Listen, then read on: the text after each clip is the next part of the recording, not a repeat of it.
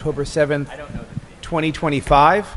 If anyone's paying attention to the agenda, we were set to have an audit report first initially, but that's been delayed, so it will come second. So we're going to open this evening with a capital improvement project update. This relates to the bond, and we're going to welcome John Hanson. John Hanson, right? Did I have that right? From Triton. He is the pre-construction manager.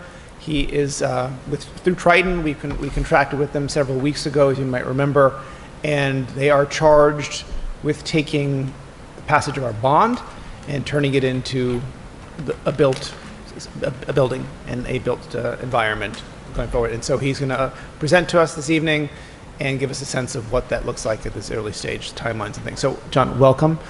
Thank you. Yeah. So, good evening, members of the board, members of the community. Thank you. Make sure the mic a little higher, just because at home they depend on that mic. Yeah. Perfect. Excellent. Thank you very much for having us here today. As you had mentioned, my name is John Hanson with Triton Construction. Here to give a quick update in regard to our role as being hired as the construction manager for the ongoing capital project, and also just a quick update where we are as we start to really get engaged with the project over the next few weeks and months here. It's nice to be in this space because last we left it was beautiful, and it's just as beautiful today. So we're happy to be in an area that we had a previous successful project with the district. I'd like to start off by just doing an introduction and then kind of go through the roles of what a construction manager does for a project, what we look to execute over the course of the beginning construction period and the closeout process, and kind of give an update of where we are today, look at an overall schedule, and then talk about what we're looking to do over the course of the next few months here in the immediate future.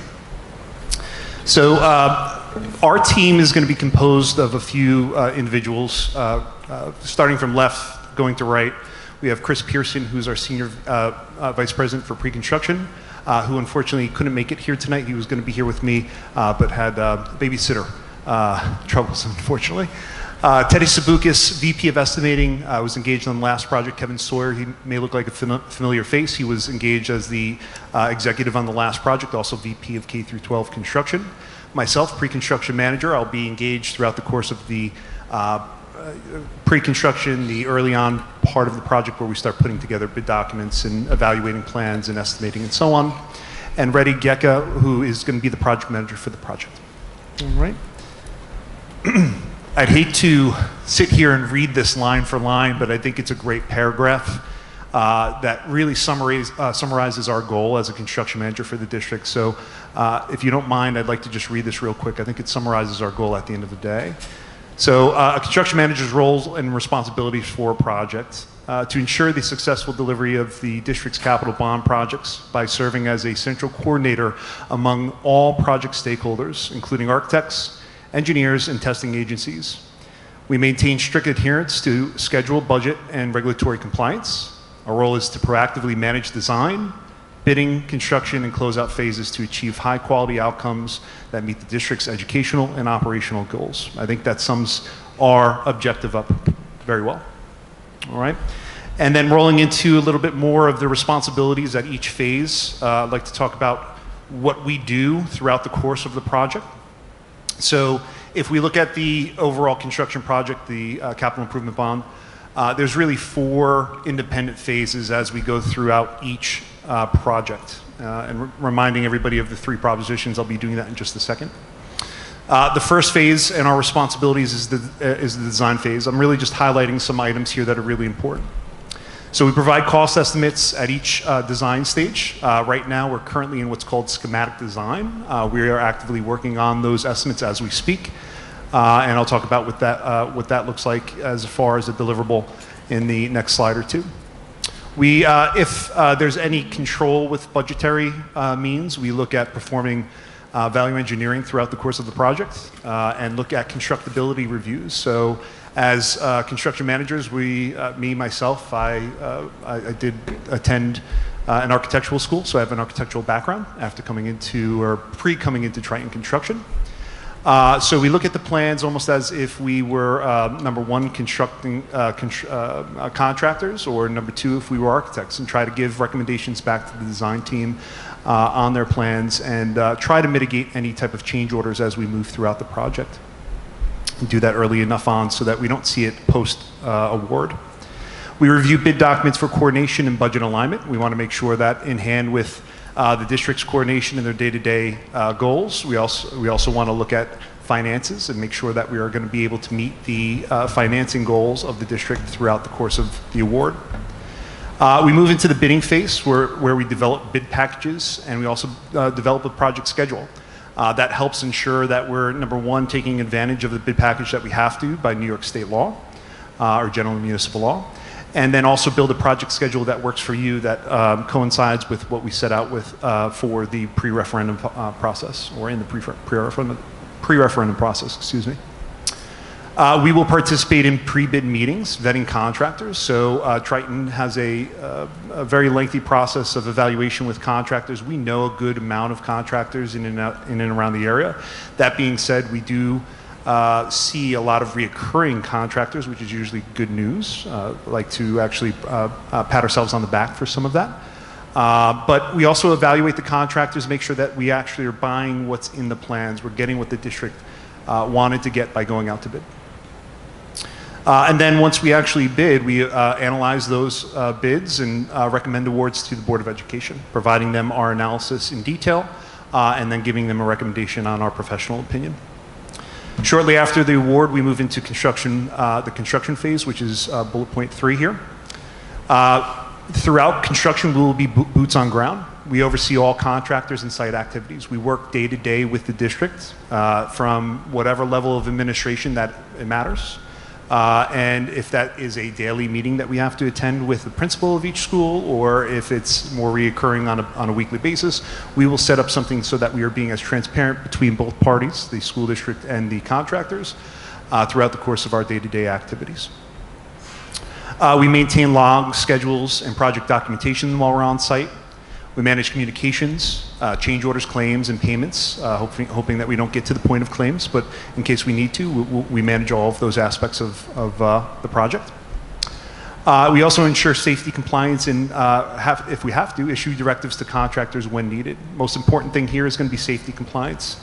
That part of the project where we're actually now post-deployed with our safety requirements, a lot of that planning goes on in the pre-construction realm, right? So the design phase and prior to the bidding phase, we set up the guidelines for the contractors, the guidelines for the school district, trying not to impact the academic process throughout the day, usually not impacting the academic process, but setting up the boundaries between both the contractors for projects that are going on throughout the school year, and we cannot get finished over the summertime. Post-construction, once we've actually completed this project, we then go into a post-construction phase where we manage punch list completion and closeout. We collect any type of as-built documentation, handing that over to the district, and warranties, making sure that's in conformance with the project guidelines, the specifications, and make sure that the district can operate with those warranties and so on moving throughout the future through their warranty phase. And then there's also a part of us overseeing. So if we're on site, and even we've been called 3 or 4 years down the road, even if we're not still actively engaged about a question, we will answer the phone call in case ever needed regarding a warranty question or whatso have you. Aside from these 4 phases, our continuous responsibilities that go on starting now throughout the course of the entire project through closeout. We oversee the budget and cash flow tracking throughout the project. We actually manage that cash flow and provide it to the business office so that they can work with their financial advisor throughout the course of their borrowing period. Monthly progress reports and financial reporting. So one of the things that we'll do throughout the course of the project is come back here and just give you an update of where we are. We can also do that in the form of handouts, in the interim as well, to give an update of where we are on a monthly basis. And then we also, in hand with the architect, review compliance with New York State Education Department regulations, their safety standards, and any district policies, making sure that what's being built is being built to those guidelines. And community updates being last, so we will meet on a recurring basis if the district decides that they want to have, a fireside chat or what have you. We come to those and obviously give updates as needed. So just moving on to how did we get here. So just to recap, and this is a little bit pre, our involvement, so I'll do my best. But I think we have a pretty good grasp on where everybody came from, or where the district came from. So late last year, November 24, the district decided to look at a little bit more in depth into a referendum. After the new year, they started the secret process, which actually is is where the bond actually gains its traction. In and around middle to late spring, the bond vote was published to the community, letting them know that they had the opportunity to vote on the bond come June. And then successfully in June 2025, all three propositions were passed by the community. And those propositions are just broadcasted again below. The total overall bond is for $38,475,500. And composed out of that is three bonds. One for building condition surveys, which we're looking at mechanical systems throughout each of the buildings, looking for code compliance updates, safety and efficiency. We're looking at the really pretty proposition number 2, which is going to help with the cafeteria needs and also some of the new classroom needs that's at Farragut. And then also the athletic fields at Burke Estate, which will introduce the 2 new turf fields, which will be very beneficial for the district, both softball and multi-sport. Where we are now. So the district has engaged all of their professional services to date, with the exception of things like special testing and things that we need through construction. But your main group to get you through design is now on board. Out of that group, you have land architects, which are involved in all three propositions. They are the production architect, who is actually going to process all three propositions through the New York State Education Department. The second in line is PBDW, who is the Proposition 2 design architect. They are putting together the design drawings for Proposition 2 and are helping with that aspect for the Farragut complex. LA Group is your sites and civil engineer. They're mostly involved on Proposition 3, working on the Burke Estate fields. And then newly appointed Triton Construction, which will be engaged as your construction manager throughout the process. Just a note for those at home and anyone here, any of those names that are listed are hyperlinked to our website in case you'd like to review our website as well. Current progression. So as of today, we're advancing designs from conceptual to design, then to schematic. So we are in a schematic design phase at this point. The design group is currently working on making propositions 1 through 3 real, right? So as soon as we get through schematic design, which is that phase that we're in now, we're looking to wrap up our estimating, or I should say we are finished with schematic design. We're wrapping up our estimating by what we expect to be the end of the month. We'll then come back to this team and provide an update at a future board meeting, which I'll talk about in just a minute. Engineers are doing their site walkthroughs for Proposition 1, reviewing your mechanical systems, making sure that any improvements that are needed through the course of that design are captured. And we're looking to set up or we are currently engaged in setting up our user group meetings for Propositions 2 and 3. Schematic design drawing estimates, so we have that in progress. As I mentioned before, we're looking to get that information back to the district by the end of this month, so end of October, early November at the latest. In hand with that, we will plan to come back to the board at a November board meeting to provide an update of where our findings are, monetarily wise. We have already started to set up our what's called OACM meetings. Excuse me. That stands for Owner, Architect, and Construction Manager. Sorry for the abbreviation. It's just long if I try to spell it out. But those are where we meet on a recurring basis on a monthly or biweekly basis, meeting with the group, the stakeholders from the district, architects, and of course ourselves at a high level discussion. And then moving on to financing, obviously, as I mentioned before, developing that cash flow to make sure that the district is on their projected track, for borrowing for the project and meeting those deadlines. Just a 40,000-foot view at the schedule. If we go too much more into detail, it gets a little bit dense. So we have this broken down over the course of the beginning of the project. So let's call it June of this year to 2028, early 2028. Broken down from the top to the bottom into design, award, construction, and closeout. And then by color, we break down the propositions. So yellow being 3, and I'm sorry, it's not numerical, it's more or less just time driven. The green is proposition 1, and then the blue is proposition 2. So we're currently in design development for all 3 propositions at this point, looking to go up to the state a little bit sooner with the proposition 3 work to try to hit a summer construction schedule of next year. That construction schedule looks like a summer start, looking to try to get on the fields as soon as June 1, and then completing that work up over the winter of 2026, 2027, so December 2026.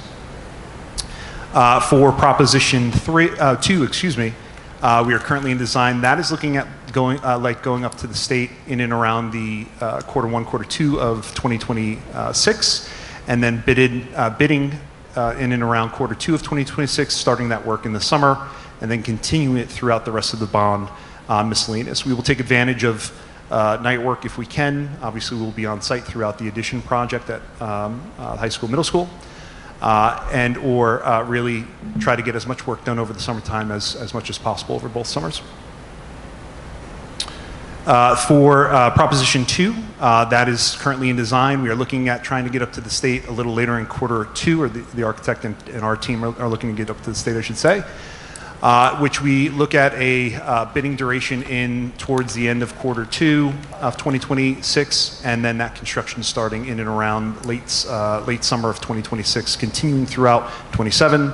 And then the renovations, which we'll need to have the new addition online to switch over to for the cafeteria renovations, which will turn into classrooms, at the end of the project, finishing up towards the beginning of 2028.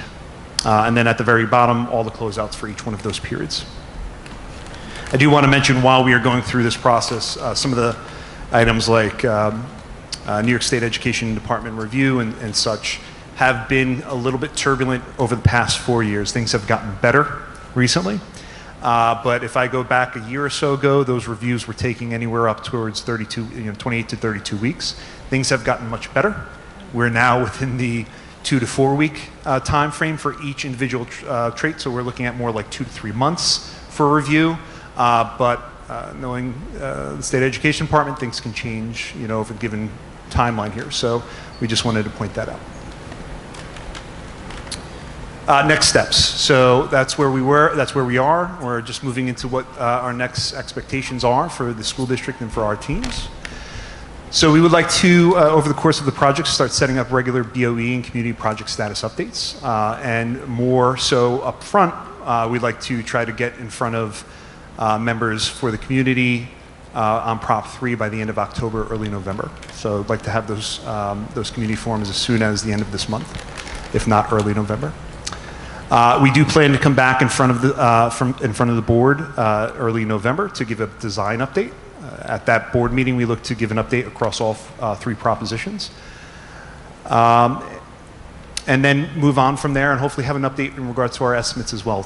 Tell the district how we're trending currently with the schematic design development drawings and anything that's been furthered into design development or construction documentation.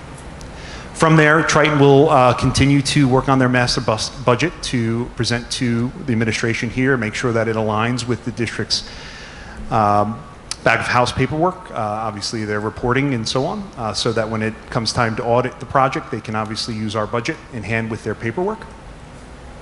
And then also develop and continue to update the master schedule and provide updates to this team and to the administration over the course of the next few years. Yeah. Right, that's right. And that's really it for me. And I know you have a lot on the agenda tonight, so I don't want to take up too much time, but I'm very happy to be here, give an update. And again, just the rest of the group, we may switch in and out from time to time. I know we know Kevin from previous meetings, so he should be pretty easy to fill in if you don't see me. But I'd like to see if there's any questions. Yeah, John, thank you. I just want to touch on the athletic field piece, just because that's coming at us quickly. And I'm pleased in this presentation here that you mentioned that by the end of October, early November, we'll be doing some community forums. Ahead of that, we are going to put together a work group that will include several board members, 2 of our student reps, Rob Jenneman, Siri Rosenberg. It will be the LA group, CM, of course, will be there. You're our glue. Absolutely. And then we will bring a few of the active parents in to hear about where we currently are and to give us guidance on the community forums. So before that, October, November, we're thinking about 2 community forums now, a lot of opportunity for discussion back and forth in terms of what's being developed, because a lot has been developed as it needs to be, but we want to have a little smaller group look at that, give some guidance to what those community forums would look like. So I just wanted to put a little more specifics to that, key point here. Let me just say one thing. Maureen and I and Joe were active in the competitive RFP process. It was very competitive. Triton won the race, and I really appreciate the detail, John, you're bringing tonight. We had a pre-meeting on this, and this really shows the good work that you're bringing for us. And I do appreciate you saying you're standing in a place that you all played a role building, because I think Hastings loves to engage, loves to dig deeply, or they're going to do that now in terms of the substance on this 3-part bond. But we're sitting in a place that is a positive result of a community that really engages with guidance. So I'm so pleased you're here. I'm excited for the next several years of work together. Yeah, absolutely. Absolutely. Anyway, Thank you very much. Get out of the way. I just wanted to stress we are real about getting community input, feedback on the athletic field piece, which is first and foremost before us. Yeah, can I second what Dr. McChristy said? Welcome back. I think that the amount of detail you brought here shows what an absolutely vital role this is to the success of the project. It touches on every single aspect of it, and we obviously depend a lot on you and Triton. So welcome back. Before we open up for questions, I just want to make one comment. For the community update, we list talking about Prop 3. It might be worthwhile having some sort of update on Prop 2, because there were some open questions that were floating around, which we can get to, but I just want to put that out there a little bit early. Yeah. No, we're going to definitely do that. I think the Prop 3 emphasis was timing relative to gotcha. What the deadlines of what goes up to the state. We don't want to be going up to the state till we've had the forums. That's the first. But you're exactly right, Alex. Okay. We knew Prop 2 had some live energy as well. Yep. So open it for questions. Jody. I don't really have a question. I just want to thank you for being here. I think we're all really appreciative, and we look forward to having you come to board meetings and give us updates. And I think it's just so helpful to kind of get a feel for what this is going to look like, and the whole notion of a timeline, and having some sense, even though I know there'll be moving pieces and things may move a little. I think it's helpful for the board, but also for the community to have some sense of what this looks like going forward, and really look forward to hearing from you and working together with you on this great project. Likewise, thank you. Any questions for John before we let him go? David. Is your mic on? That mic's... Give him this one. Try Teresa's. Is this on? Yes. I guess just more of kind of an organizational question as far as when we're going to be getting updates. Are we going to be getting updates with the construction manager, John, I guess every 2 months or so, but then we'll be getting updates in board meetings and through other correspondence as well? I mean, we're thinking about that. It could be as often as monthly. Yeah. I mean, that's our sense, because this is, quite significant. And we will be substantially having John or one of his colleagues do those updates. Like it or not, that's what they've signed on for. No, that's great. I mean, He's smiling. I appreciate that. Listen, I think everybody's excited. Everyone has a lot of questions. So I think for me, the more information we get as we go, the more I can hear about the updates, exciting things, probably not exciting things. I think it would be good to know, and I think a lot of people want to know as well.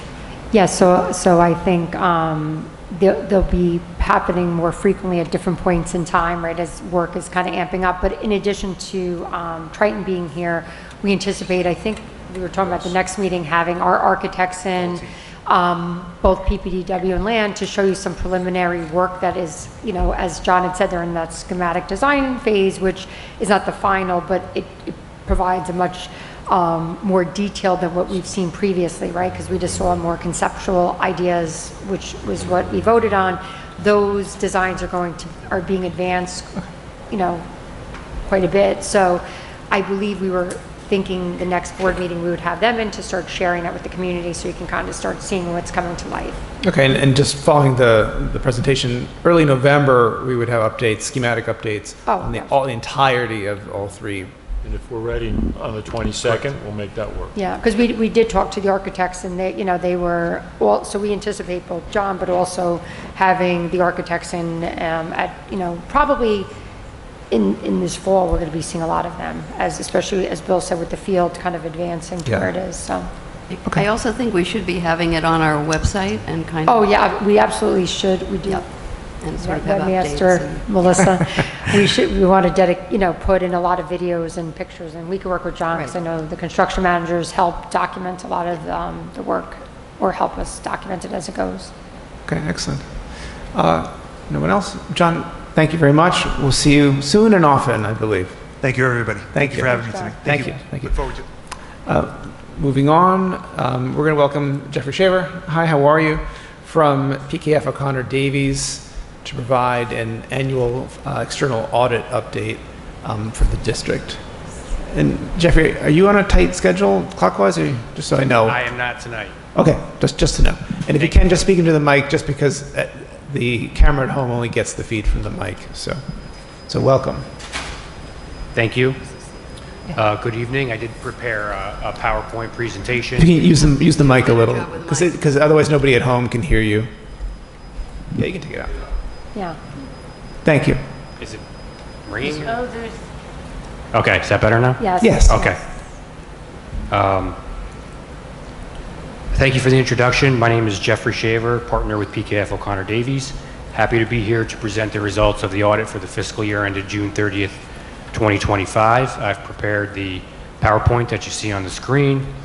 Kind of takes a 75-page document and summarizes it into a neat 5 or 6 pages, a little easier to digest. Of course, the details are in the actual audit book. If there are any questions on that when I'm through or during, I'd be certainly happy to answer any of those questions. So I'm going to move right into past the agenda. And I do have a controller here. Yep. Past the agenda, right into overview and required communications. Just an overview of what we're doing as independent auditors. We have issued what's known as an unmodified report on the financial statements. That's also referred to as a clean opinion, and that's the most favorable that you can receive. What that means is the financial statements are, in all material respects, fairly stated. We've also issued a required report based on government auditing standards, report on internal controls over financial reporting. I'm happy to report that's also a clean audit opinion. No material weaknesses in your internal controls were noted during the conduct of the audit, and no significant deficiencies. We've also issued an extra classroom activities report as required by the state. I'm not going to go through that in any detail, but that is a separate report detailing all the cash receipts and disbursements of all the extra classroom activity funds. Last year, I did talk about federal single audit. Luckily for us and the district, you didn't have to go through that for June 30th, 2025, as you fell below the threshold. Right. So I have to save that part of my spiel for some other district. It's important to know that we as auditors are responsible for what I said before, the auditor's opinion. So we're responsible for rendering an opinion on the financial statements. Management, on the other hand, is responsible for presenting those financial statements fairly in accordance with United States GAAP and the selection of appropriate accounting policies. So just a key point to note that the financial statements really are the property of the district, not the property of the auditors. The auditor's opinion is the property of the auditors. Management's also responsible for establishing and maintaining effective internal controls. Happy to report we didn't identify any management override of internal controls during the conduct of the audit, and we did not identify any improper revenue recognition. So those are what we consider to be significant risks in almost any audit. So things that we have to focus our attention on. If we saw those things, we'd be required to report them to you and, of course, correct them before the financial statements were issued. We didn't encounter any difficulties during the conduct of our audit. Management, Maureen and her team were very cooperative. We received everything that we asked for. everything was, in good shape, so to speak. The books and records are in good shape. There were several audit adjustments, but they were relatively minor in nature. So it makes our job a little easier when we come in and there's not any significant adjustments that need to be made to the books and records. We can focus our attention on reviewing your internal controls, reviewing policies and procedures, and making sure the overall financial statements are fairly presented, as auditors should be doing. We didn't have any disagreements with management. Again, I think I'd like to thank the finance office for making it. They actually agreed to move up the audit to get it done a little quicker, which I thank them for.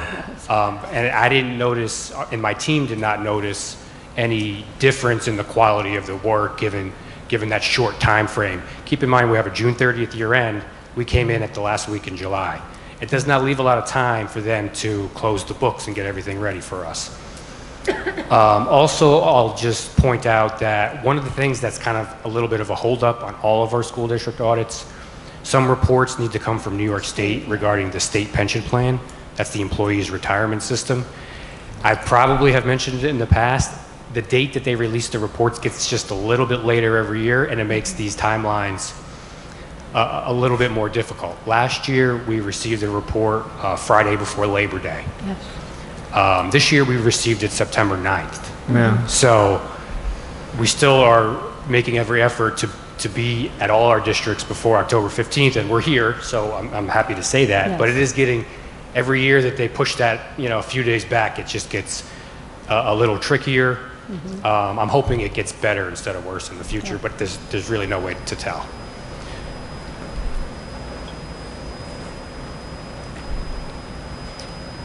So I'm going to show you some financial highlights.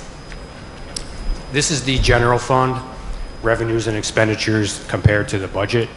It is more detailed in the actual financial statements. This is highly summarized. So it's a 5-column presentation, the first column being the original budget. That would be as adopted by the voters and the board, with the only changes to that original budget being open purchase orders that are rolling over from the previous year. The final budget would encompass any transfers or amendments made during the year to the budget. The third column is your actual revenues and expenditures. Fourth column is your encumbrances or open purchase orders as of June 30th, 2025. The district has committed to spending those funds, but hasn't yet received the goods or services. They will spend those funds in the next fiscal year. The variance is the difference between the final budget actual less your encumbrances. So you can see, and I think the bigger part of the story here tonight is on the revenue side of the budget for this fiscal year. Mm-hmm. The budget for revenues was $58.1 million, and the actual revenues were $60,370,000, some $2.2 million greater than what was anticipated to be collected. I'll just point out a few of those areas where you achieved those surpluses. The sales tax distribution from Westchester County, about $158,000 greater than budgeted. Day school tuition, charges to other districts that for students that get placed here, about $300,000 greater than what was anticipated to be collected. Earnings on investments, $420,000 greater than what was anticipated to be collected. I will say that we do audit many districts. Every district I've worked with, I've pointed out the same variance on every single district I've worked with. I think most districts did not anticipate the interest rate staying as quite as high as they did. No, and I think everyone's always cautious, being that a few years ago we were at almost zero.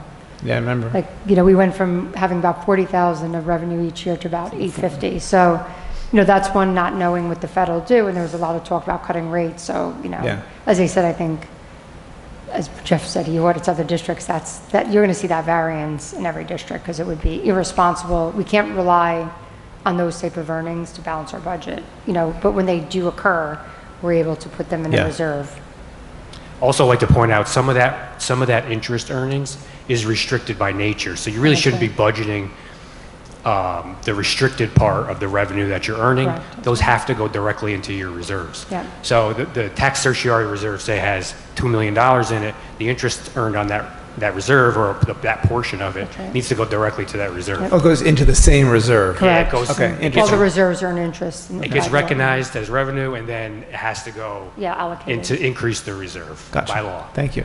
So you don't want to, generally speaking, you don't want to budget for those restricted revenues. You can't Right. use them for anything Right. besides the intended purpose. But it's captured within the revenue numbers, although like over 100,000 of it or more is restricted to the reserves in which generated that, It's the interesting. interest, yeah.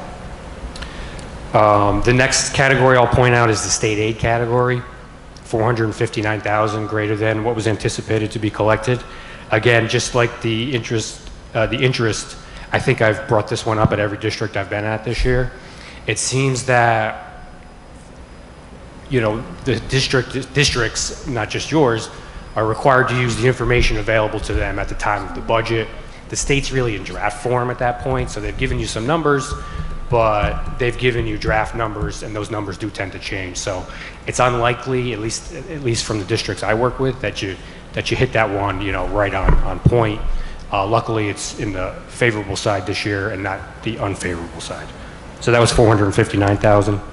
And finally, there was a receipt of federal aid from FEMA, 200,000 that was not budgeted. I believe that was an older It was an older one, yeah. storm. Storm damage usually is what the we see FEMA on. Right, yeah. Yeah, a lot of times, you know, you file it and it takes sometimes a few years to see some of that money come in because there's, you know, some back and forth. So as far as that was not part of our original budget package, but then it came in, so it's recognized as revenue, but it's, you know, just then again goes to a reserve based upon Gotcha. that receipt. Typically, we see FEMA, you know, being delayed, the receipt of the Yeah. funds being delayed several years at least, so Yeah. sometimes more. So it's not uncommon to see that. So that's really the bulk of where you achieved that $2.2 million. On the expenditure side of the budget, much closer to the anticipated spend. The original budget was 57.5. It was revised slightly, 57.59. The actual spend, 56.996 million. After the carryover of encumbrances of 200,000, it's a budgetary variance or underspend of 390,000. So I like to put that in terms of a percentage for districts. I mean, you spent over 99% of your budget. So it was close without going over. So a pretty good estimation, I would say. Thank you. I mean, a lot of things change during the year, so things come over, you know. This is why you gotta look at it every day. It came close without going over this year. So as I said before, almost all of the surplus came from the revenue side. When you add in the revenue surplus to the expenditure surplus, the total budgetary surplus was $2.6 million. However, keep in mind when the budget is adopted, it's essentially an unbalanced budget. Your expenditures are greater than your estimated revenues. You're using some of your savings to reduce the tax levy, Right. to balance the budget. And that's the balancing figure in the original budget category. You've budgeted to use $1.8 million of your Right. fund balance to balance the budget. Some of that are those encumbrances coming over from the previous year. The rest of it is just literally using some reserves to balance the budget. So if you had collected every dollar of revenue you anticipated and spent every dollar, your fund balance would drop Right. by that $1.8 million, okay? That didn't happen. You did better than that mostly because of the revenue surpluses of, you know, totaling, and expenditure surpluses totaling 2.6. The difference between the two becomes an actual surplus, okay? The actual surplus or increase in fund balance, 944,000. General fund balance started the year at 13,288,000, ended the year at 14,233,000. Next slide, there's a little bit of history here. That would be more than what's in the audited financial statements, but I think, helpful to see the trend in some of your reserves and the trend in your fund balance over the last 4 years. You can see that of the $14.2 million, most of that, the vast majority of that, is in the restricted category. So those are when we talk about reserves, your reserves fall within the restricted category. As soon as they are put into a reserve via voter authorization or board authorization or what have you, they become legally restricted and can only be used for that purpose.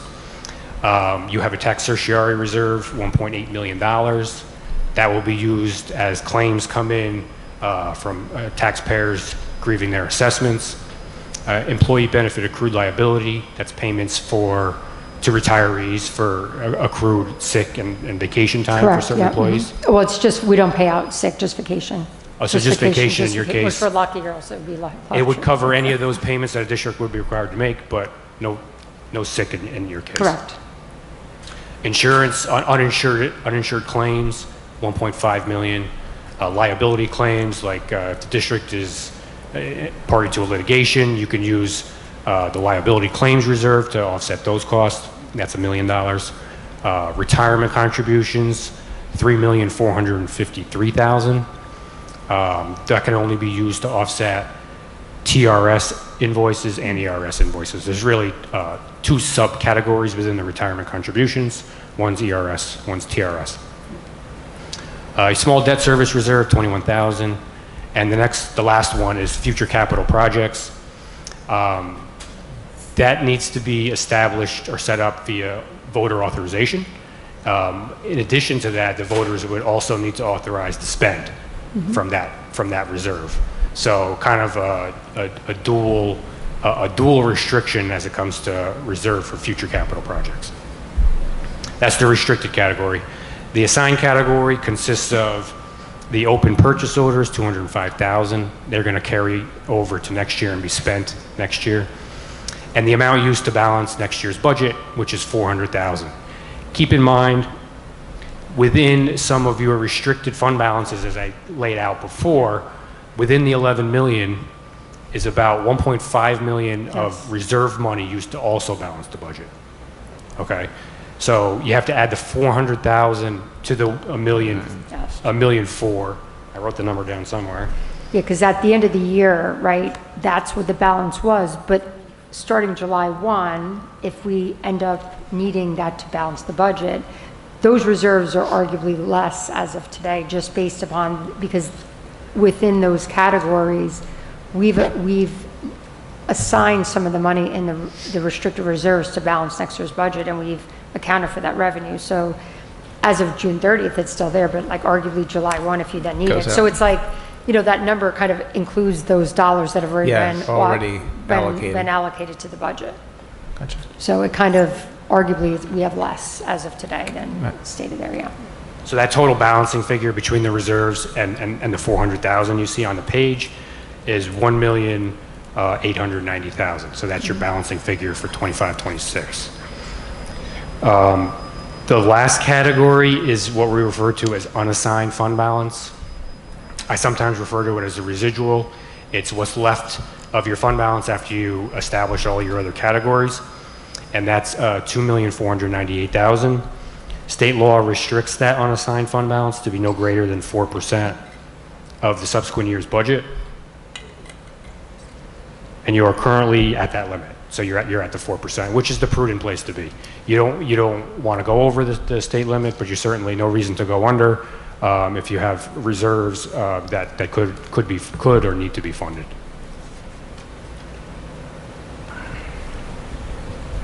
This is a snapshot of the debt service or the bonds that are outstanding as of June 30th, 2025.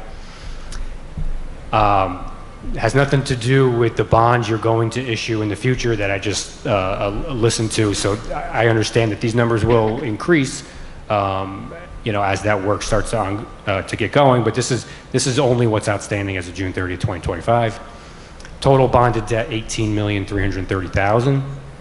Consists of two bonds issued originally in 2016 and 2022.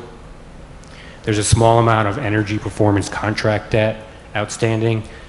Those are generally cost neutral in that the utility savings achieved offsets the debt service payments. So that brings you to your total $18,550,000. On the bottom, just to give the board a flavor for what the payment streams look like on this debt. So next year, the bond payments due would be $1,465,000 plus the interest of $654,000. So just over $2 million as a debt service spend for 25-26.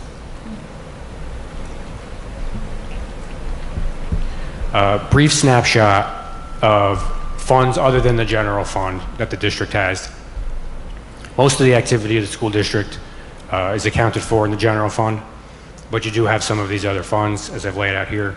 The special aid fund is specifically for state and federal grants. Generally, you don't see any fund balance there. You spend the money, you record the revenue from the state or the federal government to offset those expenditures. The capital projects fund, those would be voter authorized projects that are currently ongoing. So there's currently $691,000 left on those projects to spend. There was not much activity in the capital projects. I think I'm going to start to expect to see some of that in the next, the next 2 to 3 years as your new capital projects rolls out. The school lunch fund has to be set aside in its own specific fund for the school lunch program. There was a slight increase in the fund balance there from $263,000 up to $307,000. The special purpose fund, it accounts for the extra classroom activity funds and certain other like scholarship type funds are usually housed in there, and things that really just don't kind of live anywhere else in the district's financial statements. So there's $291,000 fund balance there. And the debt service fund, those are funds that are, it could be considered like almost like a separate reserve. It's outside of the general fund, but it is a separate reserve, and that it can only be used to offset the debt service payments. So, going forward, the district has that available to offset some of those costs I mentioned from the previous slide. And that brings, that's really all you have in terms of governmental funds, your general fund, and the funds I mentioned here. The details on these are all in the book. If anybody has any questions on them, details of the bonds are also in the book. So I tried to keep this succinct for the board. Hopefully it's focused. But if there's any other questions or anything anybody would like to add, I'd like to open it up at this point. Jeffrey, thank you very much. So, any questions or comments from the board? Just a couple of questions. The capital, and thank you, by the way, for the presentation. The capital projects fund, those costs are already earmarked, or have those costs yet to be decided? Like they will be earmarked? So I'll speak to that, the one that's on this current slide, right? The 691,000? The one that was, Yep. yes, this one right here, yes. So the money that's currently in there primarily is from an interfund transfer that was done a few years ago. So not only do bond projects live in there, in our budget when we have an interfund transferred out to capital as part of our yearly budget, if we have one, there was money set aside for a construction of a daily living skills space that we had put on pause, but the money's available. So we anticipate when we're able to, probably in the next year or so, once we get the Farragut space back online, this was planned use of funds that have been allocated in there that are outside the bond. This is just other capital funds available for specified projects that were marked out. And this money, I think, was put in there about 2 years ago for that express purpose. And then there is some other money in there for like sidewalks and things that we anticipate spending this year. So about 100,000 or 75,000 or so we'd be spending this year, with the remainder in the capital fund to be spent once we're able to do the construction renovation of it's a special education space in the middle school. Thank you. So if I could just kind of try to clarify in addition, if you yes, so if it's in the capital projects fund, almost always has to be voter approved. In the past, the voters, as part of the annual adopted budget, the way your district does the budget, there's usually a budgeted transfer to the capital projects fund. That's voter approved. That goes into the capital projects fund. I think your number was 275. Yeah, this year, and then the remainder, because they unlike like in the general fund, some things close out in a year. The capital fund, they carry year to year if the work hasn't been done. Exactly. So it represents we have 275 coming in this year, and then in previous years, the money that's currently still in there is from previously approved Yes. projects, but that either just were delayed because of other, matters that the intent, and if it weren't to be those, if, say, in those funds, if we were to decide not to do work or it came in less than that, that money then is returned to the general fund. Exactly. Yeah. Yes. So- And if bonded money, let's say, you have big capital projects coming up, $38 million. Let's say everything goes great and you only spend 37, but you've issued the debt on it. That extra $1 million has got to go into that debt service That's service fund. fund, to pay it down. Then you yeah. got to use it to pay down that debt. That's what you have to do with it. If it's general fund money, you got to send it back to the general. Right. So I got off track, but those are voter-approved previously approved voter capital projects. Separate from that reserve fund I mentioned in the general fund, future capital projects, they have yet to be voter approved. Correct. It's set aside, but hasn't been voter approved to be spent yet. As soon as it gets voter approved to be spent, then we move it to the capital projects fund. You spend it out of there. Yes.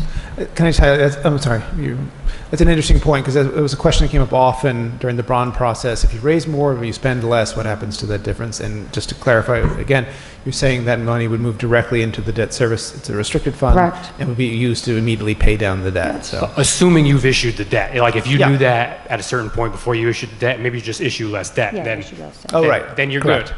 But Okay. if you did issue the debt, it But if has you to had be. a big bond and you were Right. doing 38, you're going to, at that point, probably issue it, and then in the final analysis, you might have that money left over. Okay, no, but it's interesting to And hear. it's also any interest that's earned on your bond that you issue. When you Yeah, so- earn interest, it also goes to the debt service reserve. So we see this at districts when they issue a significant bond. You're not going to spend it all the first day you issue the bond. You're going to earn some significant interest right now in the environment that you're in. Right. That interest will also go into the debt service reserve. Interesting. And 'Cause you that'll have can't to spend it. offset those costs as well. So it'll net down against whatever debt service costs you have in the future on it. Right. Interesting. So you can't just say, oh, we made some money on this, Right, bond, so- we're going to spend more. That money, whatever the interest, it actually gets accounted for, and it's actually being transferred as it's earned.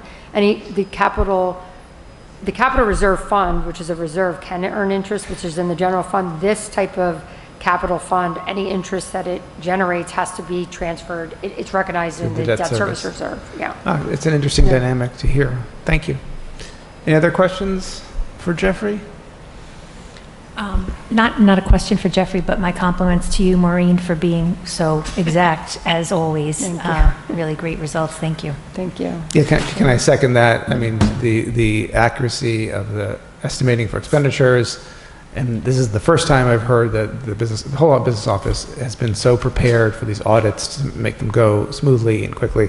So great job. And, Yeah, no, I just want to thank the team, because obviously, we have Nick, Gary, Philomena, and Michelle, and honestly, even when they moved up the audit this year, everyone kind of put their plans on hold and made, amendments to kind of continue through, because we wouldn't have been prepared for their arrival. So really, they're the best, and it's their work really reflected here. Excellent. Well, Jeffrey from the board, thank you. I know Bill wants to say Yeah, something. let me just add, obviously, you're reporting to the board here, and it's critical to the board, and then through the board, the village's hearing. As a superintendent, I depend greatly on a business team and office led by Maureen and all that will deliver what, to me, sounds like a very strong audit outcome. Am I hearing that correctly? I believe so, yes. Yeah, and I know you have to put believe in there, I understand the cautions.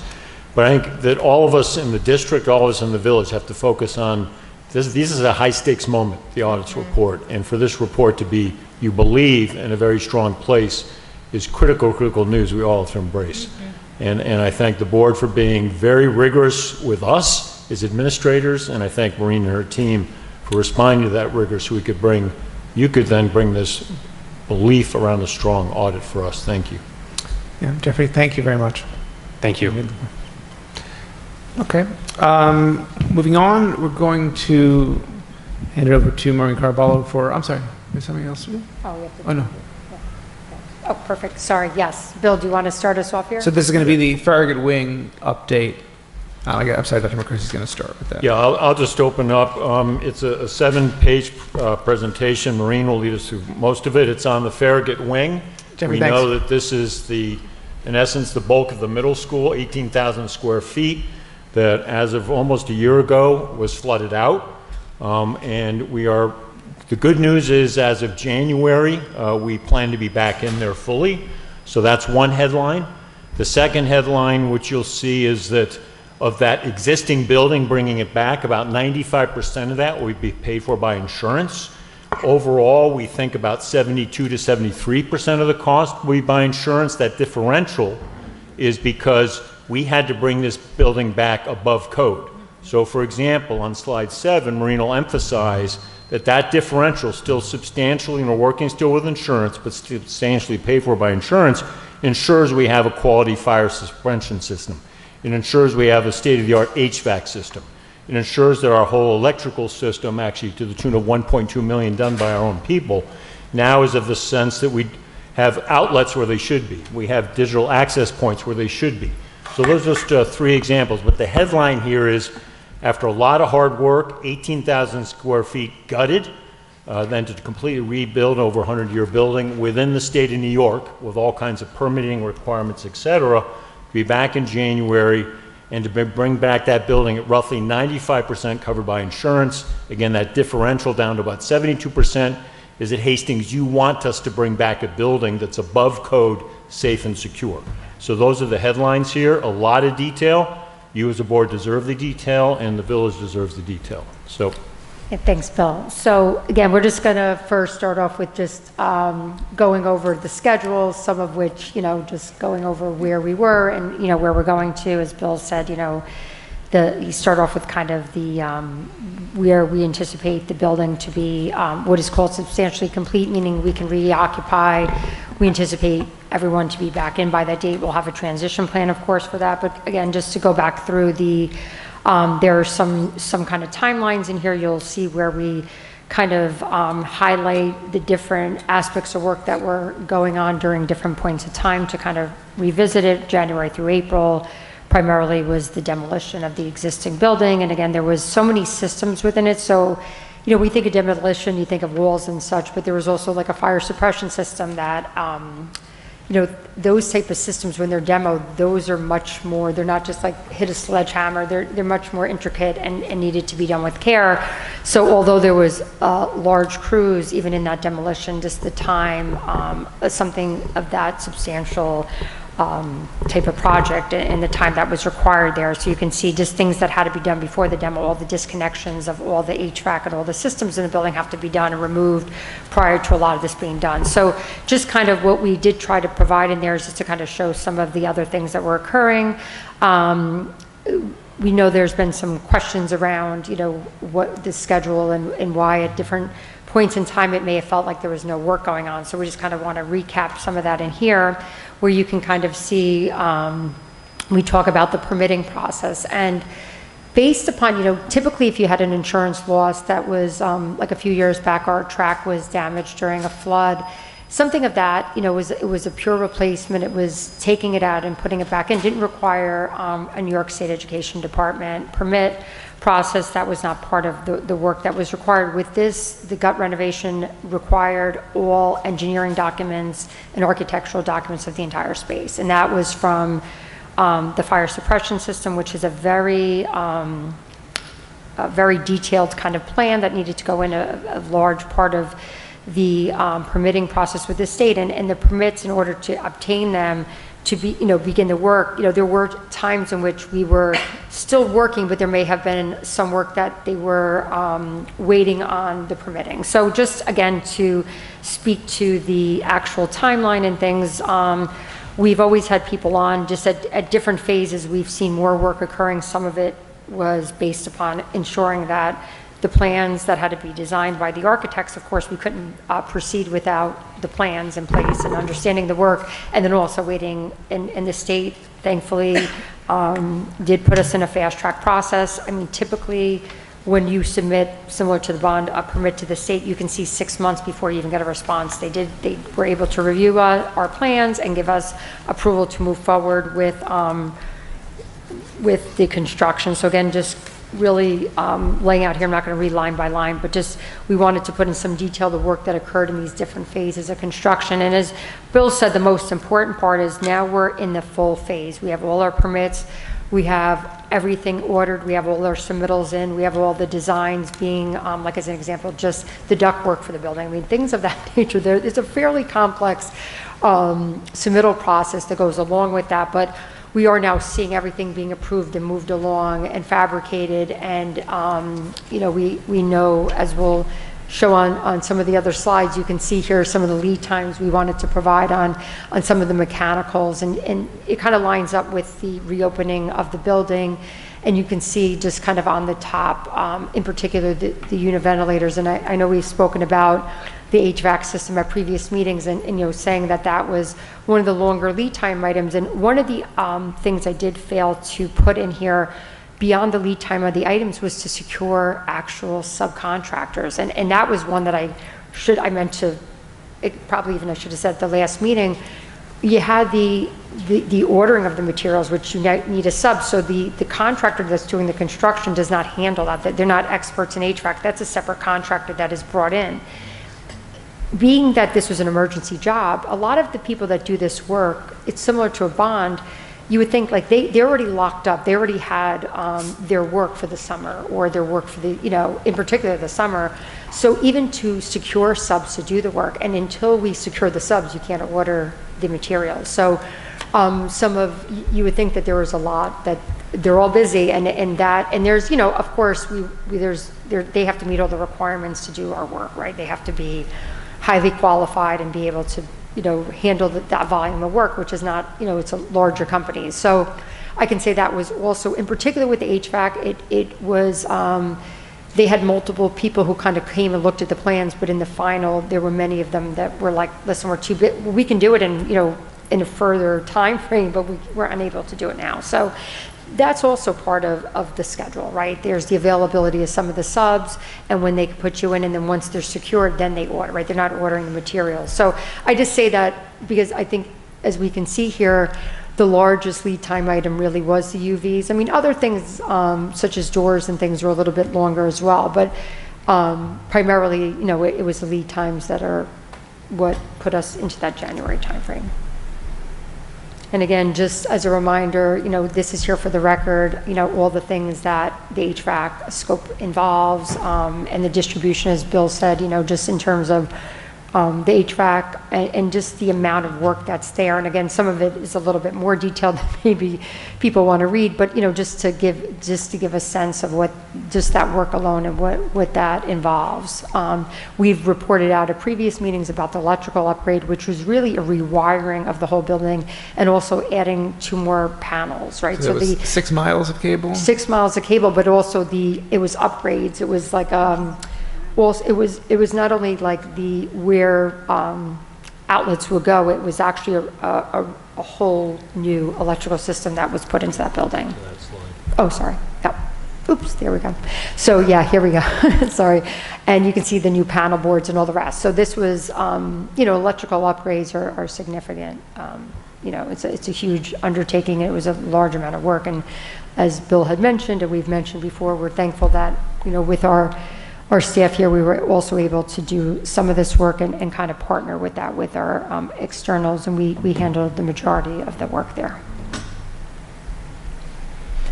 And these are like the 3 that we're highlighting are the 3 largest components of the work. I think, sheetrock and the ceilings and all the rest, as much as all of us like to see that go up, these are the things that are really the time consuming, lead times, mechanical and all the rest, and actually design and engineering of these systems.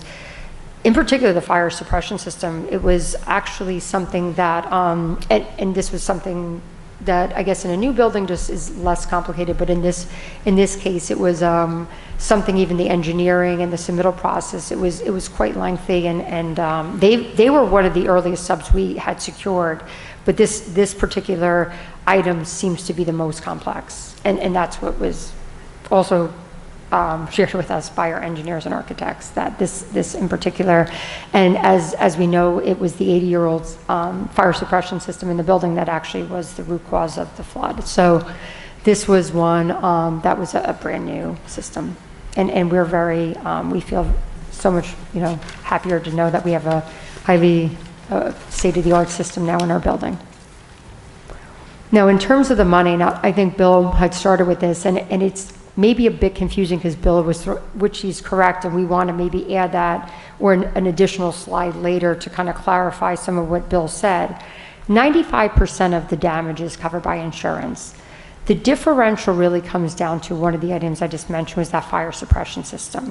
The fire suppression system that existed, although the insurance agreed it was quite old and absolutely should be changed, but in terms of they would have been able to do some, like say as an example, you can fix it for $80,000 or $100,000, which from an insurance lens, unless it's broken and can't be fixed, they cannot give you a brand new one. I'm just in plain English, and that's kind of where we knew kind of early on this was something that would be completely irresponsible to. Now, I think the insurances would agree to that, but in terms of the coverage, they gave us money toward the repair, but we ended up, with as we should, a new fire suppression system, which replaced a very old and quite probably not as safe as it needs to be, and I think by a lot of like people's standards, and it was something that was on our BCS as something that should have been replaced, and even for us, we said, wow, considering it, maybe that had been something we should have been doing earlier, or whatever the case, but it was recommended by the architect to be done in 3 or within the 5-year BCS. This is one of the items, and as we look at it, the cost, because the building was already gutted and the existing fire suppression system was part of the demolition, had we done it like as a standalone project later, the cost, now I'm using what one of the architects said today, he said it could be like 3 to 5 times, because at that point now you have to remove everything to get, it's the getting it in, in an existing constructed building, that's Yeah, the it's just cost as of a it. line item, so it's a $750,000 line item In in a this gutted building, context. yeah, mhm. But if we had to do it standalone, it would be between $3 and $4 million. I mean, that was their estimate. They said, Right. 3 to 5 times. I'm just using their words. And I think on the BCS, even alone, it was identified as like a $1.5 to $2 million project. And that was, in the BCS, quite frankly, once they kind of really design items, those prices tend to go up, right? So I think, as an example, this is something in which, there is some money that's applied from the insurance proceeds toward that because they were providing us money to fix it. And, the differential is quite small compared to what it would have cost. And again, considering it was the root cause of the flood, I think it, even if it would have been somehow operational, I think it would have been a really, like a large risk, knowing it was an 80-year-old system. And so that's part of where we see some of the district's differential. In addition, there was, there were the numbers here, you're not going to be able to add those up and say, well, doesn't add up, because some of it is that within the insurance proceeds, some things that we replaced came in a little cheaper, which helped offset some of the cost of bringing a new HVAC system in. We also, and I would arguably say that number is probably maybe a bit higher, when they gutted the building up in different areas of the building that were exposed well above the area that was impacted by the flood, they found pre-existing conditions that were above maybe 2 to 3 ceilings that had been covered. And quite frankly, it was, the things were kind of how things were constructed. There was, when they had to remove everything, is you would never have seen that because there were like 2 different ceilings above that to get to that, like some higher places. All that to be said, there was plaster that was up at the highest point in the building that was failing, and it was above, something that we would have ever seen or that anyone would have really been able to uncover unless you got up there with a lift or it was exposed. So there were things during the demolition process that were, not going to be covered by insurance because there were existing conditions that were uncovered that we addressed. So this would be within those dollars. So as Bill said, we see the insurance proceeds as covering 95% of the claim. The other 5% are things that were either upgrades or things that were district decisions that, would have maybe changed the cost a bit on something. Mary, So, can I ask you, so the district's costs, leaving aside the insurance, about 1.24 Yeah. million. How much of that is, can we get a building aid reimbursement from New York State on? What's the outlook on that? Yes, so as an example, we know a big chunk of that is the fire suppression system. We have a permit from New York State. We issued this as a full project. We have a permit for the work. And we actually identified that there may be anything that would be the district cost. You can, of course, not get building aid on insurance, proceeds. We will be able to submit this and receive the 42.4% back on anything outside of that insurance. So this is not a net number. That's So 1.24 is not net No. of, okay. It will, now granted, the building aid we know comes over 15 years, right? They amortize it that way. But ultimately, we will get back, roughly, a little less than $500,000, $400,000 of that cost back to the district. So we're anticipating about a net cost of about $800,000. Okay. But the one thing I will say, and again, this has been obviously not something we would ever want to happen, and we know a lot of people were impacted, students in particular, our staff displaced. We know this is, because we don't ever want to minimize that to say, the silver lining, because obviously, we would have never wanted this to happen. But I will say that there was about $5 million worth of work on the BCS prior to the flood that is now going to be removed, and maybe even arguably a bit more as we do in the final, because there was so much in that building before the flood. The floors in most of the building, the HVAC system was, there was no ventilation in the hallways or corridors. The fire suppression system, and many of those items that would have cost a significant amount more had been done at a different time. So the one thing is, as we look at the work we were able to get, not that we wanted that to happen, but a lot of it was captured within this insurance claim, so. Maureen, what Yes. was, and maybe this is in another section, but Sure. what was the work that Joe did, Joe and his shop did, that lowered the costs instead of our having it done? Well, there were things with the electrical upgrades. We were able to, the architect was calling for a full electrical upgrade, and the insurance would have covered some of it, but then not to the level of, and also having it, well, I'll break it down. When you use outside contractors for electric, the cost of doing that would have been substantial. So of course, they're basing it upon what external electricians were going to quote that work to be. So by doing it in-house, not only were we able to make all the upgrades that were called out for to be able to support the new HVAC system, quite frankly, because the existing electric didn't have to operate in an HVAC system, so it needed to be upgraded. We were able to, within this, and even capturing the supplies, save about $1 million or so, 1.2 million. Yeah, in terms of, that kind of works into the whole cost. So there are things in which we took on, and even Joe said early on, like, that's ridiculous that would cost. So I think that the savings we received there are helping us to pay for those other items. Yeah. That's why the net is 1.2 instead of like 2 million, because we were able to take on work internally, but we still get the proceeds of the electric work to offset other work that was either pre-existing or upgrades that we were, needed to do or were designed to do by the state. Yeah, I mean, Joe is a licensed electrician in the state of New York and able to do this. So he and two others over the summer pulled about 6 miles of wire, digital, and then you see on slide 5 is then once that's pulled, it'll be simply put in plain English, the tying it all together electrically. And that was, again, about 1.2 million in savings, largely on the labor side. Wow. Again, the correct guy and team to do the work, meaning licensed in the state of New York as an electrician. I certainly wouldn't fault you for the upgrades, and I think appreciate the details of this, and appreciate Joe's team covering, because I think that's a huge savings and great quality. I guess my question, and probably what the community is most interested in, is how can we trust the new dates? It seems like it keeps moving, right? Yeah. We were promised September, then it went to October. Yep. The last date I had in mind was November, I thought, and someone's been people asked me, and I said, no, I think we're still on track for November, so I stand corrected. Yes. So how did we go from November and now it's January, and how can we trust that date? The holidays are in there. Right. Is it likely to slip again?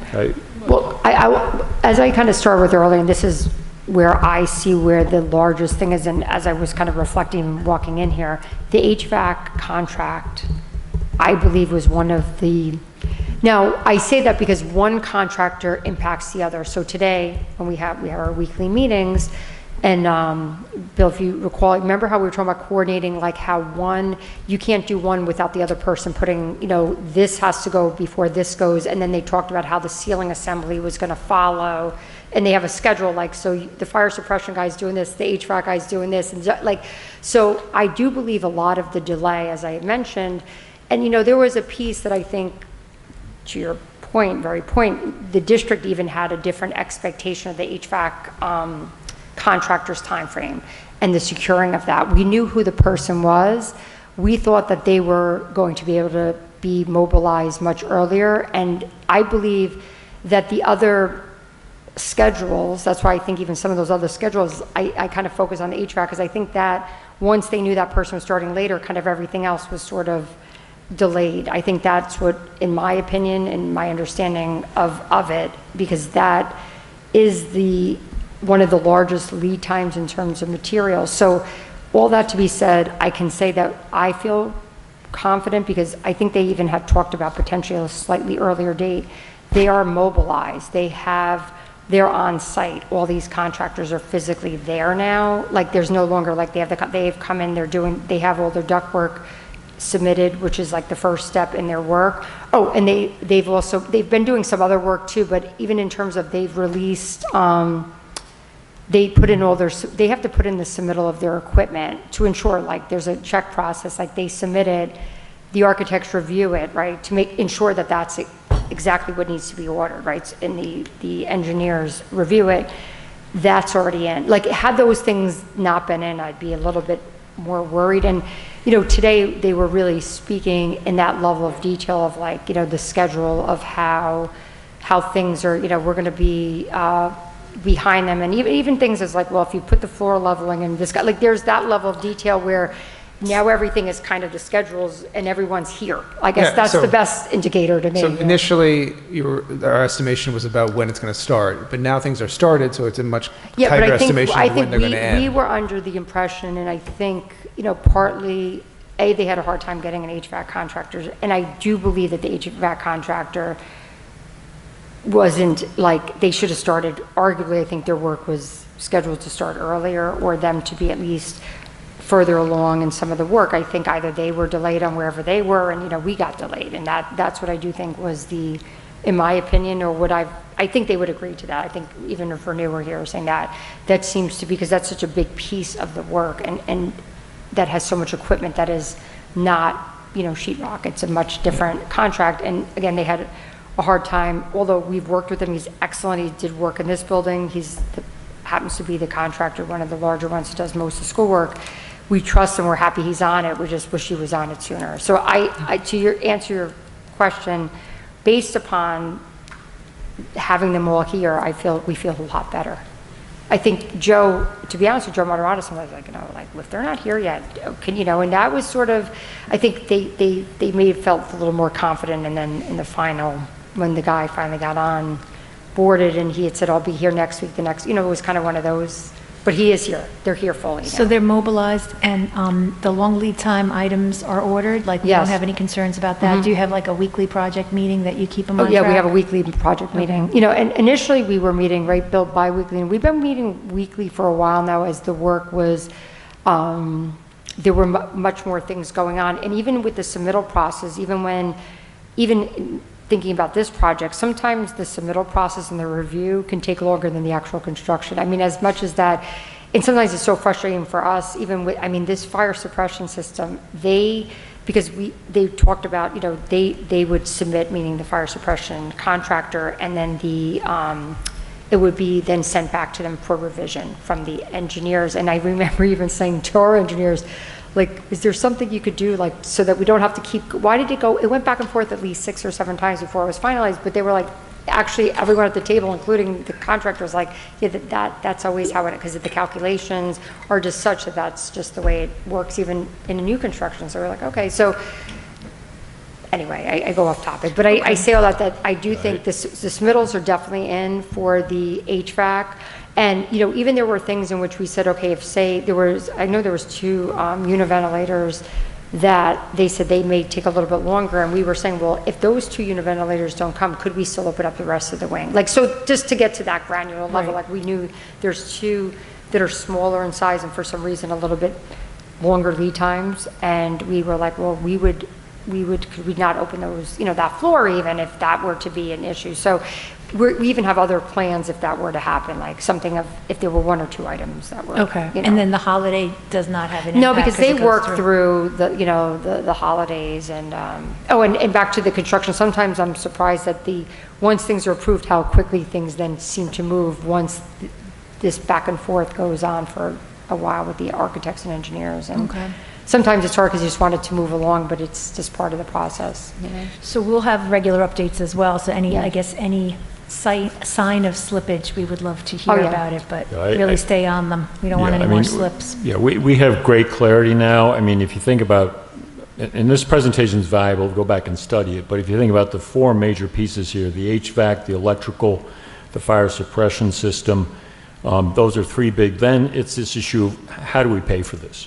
We got clarity on what insurance will cover. It's still in process, but then what from the reserve fund, which is, you've heard in the audit, is smart planning. That state allows us to have that money and use that for these purposes. Once those four big pieces are in place, which they are now, then we could begin moving. And then on slide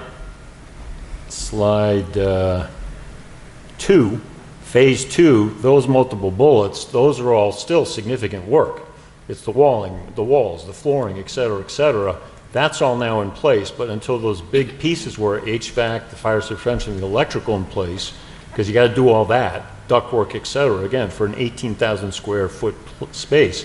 Now we have clarity, and so we can bring the updates you'd like. And we wouldn't have brought this, there's always the risk of slippage, but that now is so minor compared to where we were, a general sense we hope for early fall, general sense we hope for late fall. Now we can be much more focused, but we'll bring the updates. Thank you.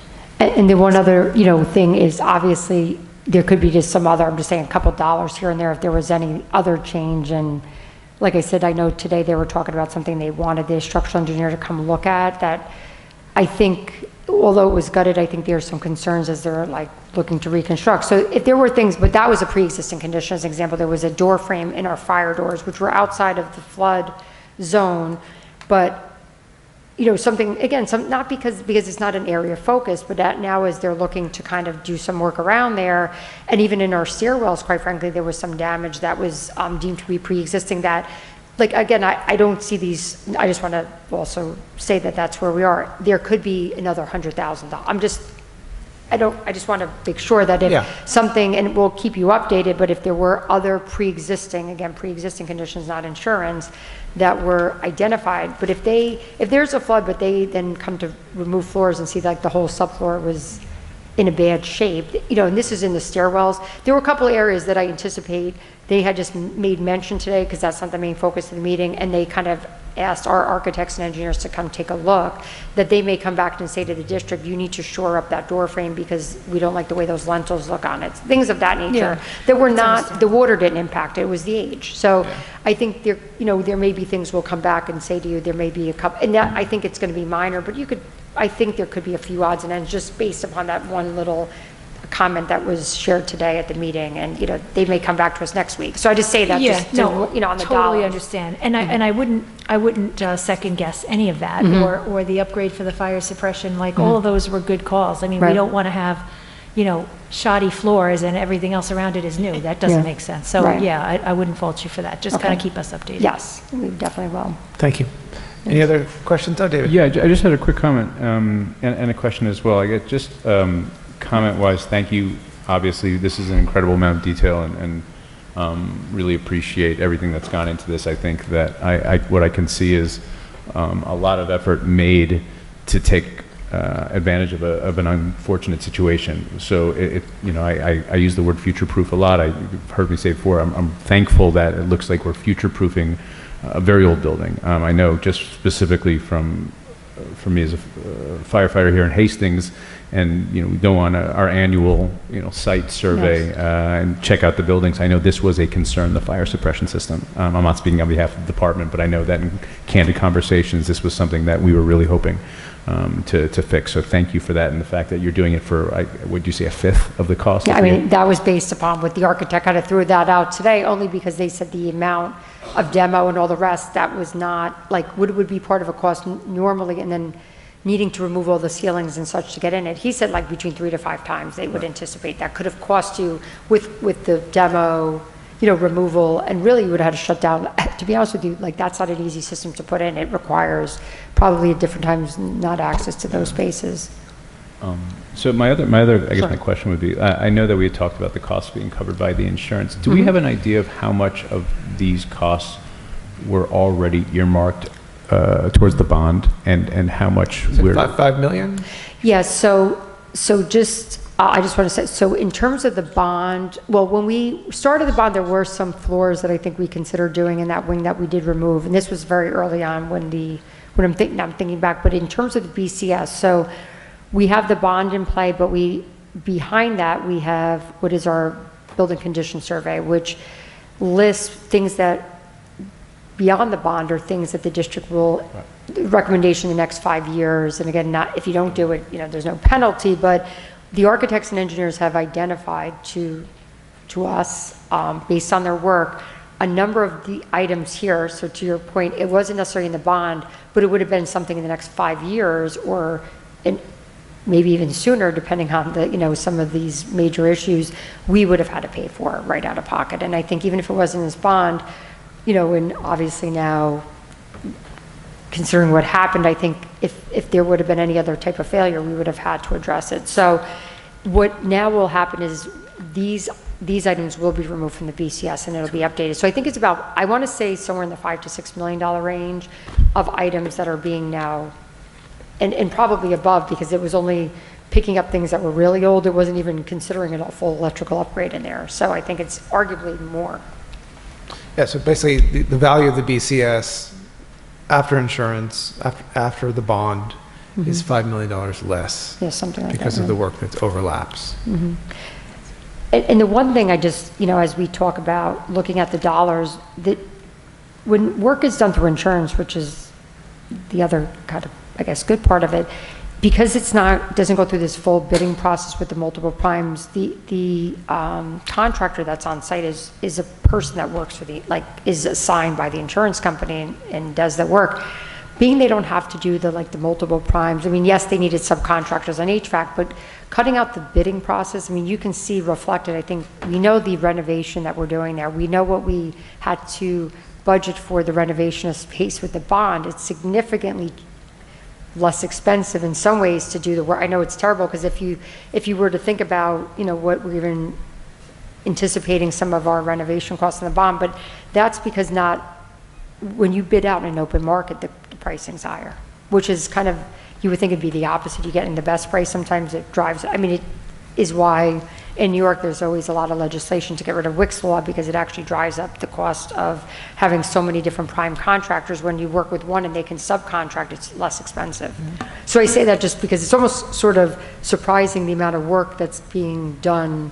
It's a big dollar amount, but not compared to what we were talking about with the bond. It's actually quite good that we were able to do that much renovations for, $6 million. Thank you. Any other questions? I didn't mean to cut you off. Just I guess, would there be any, I think we're talking about conservatively January now is what Yes. we're saying. Would there be ever a staggered return, or are we thinking this would be all at once? Is there I getting think, some kids so in? I know we talked, sorry, Bill, I know you're going to jump in. We definitely in the next month have to create a reentry plan. And we've already, this was a very small conversation. Bill and I had just met with some members of one of the grade level teams the other day and just kind of to start talking. And I actually shared it today with the contractor saying, I want to go over with them the plans and lay out for their classrooms. So yes, we'll have a staggered plan, but even prior to that, I want to kind of show them, is there anything else you may need in here? Is there any cabinetry beyond what was, designed back in this thing, or as we move the furniture in? And we already have our furniture. We know we've kind of had them on hold to say, this is the day you'll come in, and we know where all the furniture in every room is going. So I think it's just working internally with our folks to see, but I can tell you that just like they unloaded that building pretty quickly, they can load in pretty quickly. I'm pretty confident of that. Right, Bill? What are you thinking? I think we're thinking of that. Yeah, well, I think as it says, we'll be back, as of December, we will be sorting out the plan. Yep. And we have to plan, we'll work with the union on that. HCA's been very cooperative. And a big thank you to all of our students and staff for continuing to be very patient, and the families with us. There is light at the end of this tunnel now, and we're clear on the length of that tunnel, going back to your point, Maureen. But I really want to thank all the staff, their bargaining units, for being very patient with us, and particularly the students and families. Yeah. Thank you. Thank you all. Thank you, Maureen. Moving on to student reports. Thank you for being patient. No, we're going here and then public comment. Correct. Sorry. So Ella or Joaquin, who's going to go first? As I will. So starting off, homecoming was last week, and it was certainly an event most of us were looking forward to. And to start off, I want to congratulate our football team on their win of 43-0 against Woodlands High School. 3-1. And then coinciding with the actual game, clubs and student unions were represented by designing our own activities and commodities to sell to raise money for our groups. And so some of these were a henna booth, pumpkin roulette game, Pie Your Friends, boba, and more. And it was so much fun to interact with people and really see all the different ideas that came to life through this event. And afterwards, some students, or at least I know me and my friends, went off to celebrate by having a dinner party filled with homemade pizza and pumpkin bread. So it was certainly a fun night. Next, I'm going to talk about the Bloomberg Grant Project, which final reports are due next Monday. So many of us are finishing our projects, and which are all targeted towards an environmental effort. So some of these grant recipients are actually part of Environmental Club, and we are partnering with the members to hopefully get them service hours for their participation in our grants. So some of these projects are my project actually with Francesca Asher on our perennial gardens, Ruben Velasquez's vine lopping, as well as Jalen Bitterman's rainwater cycle irrigation project, which Joaquin, I believe, is also part of. So if you'd like, he can talk more about it. You wanna? Thanks. Yeah, Jalen and I have been working at Zinzer Gardens. We're installing gutters on the greenhouse there, working with leaders there. And we're trying to collect rainwater in sustainable barrels so we can pump out through the whole area. So it's super cool, and we're looking forward to finishing soon. Excellent.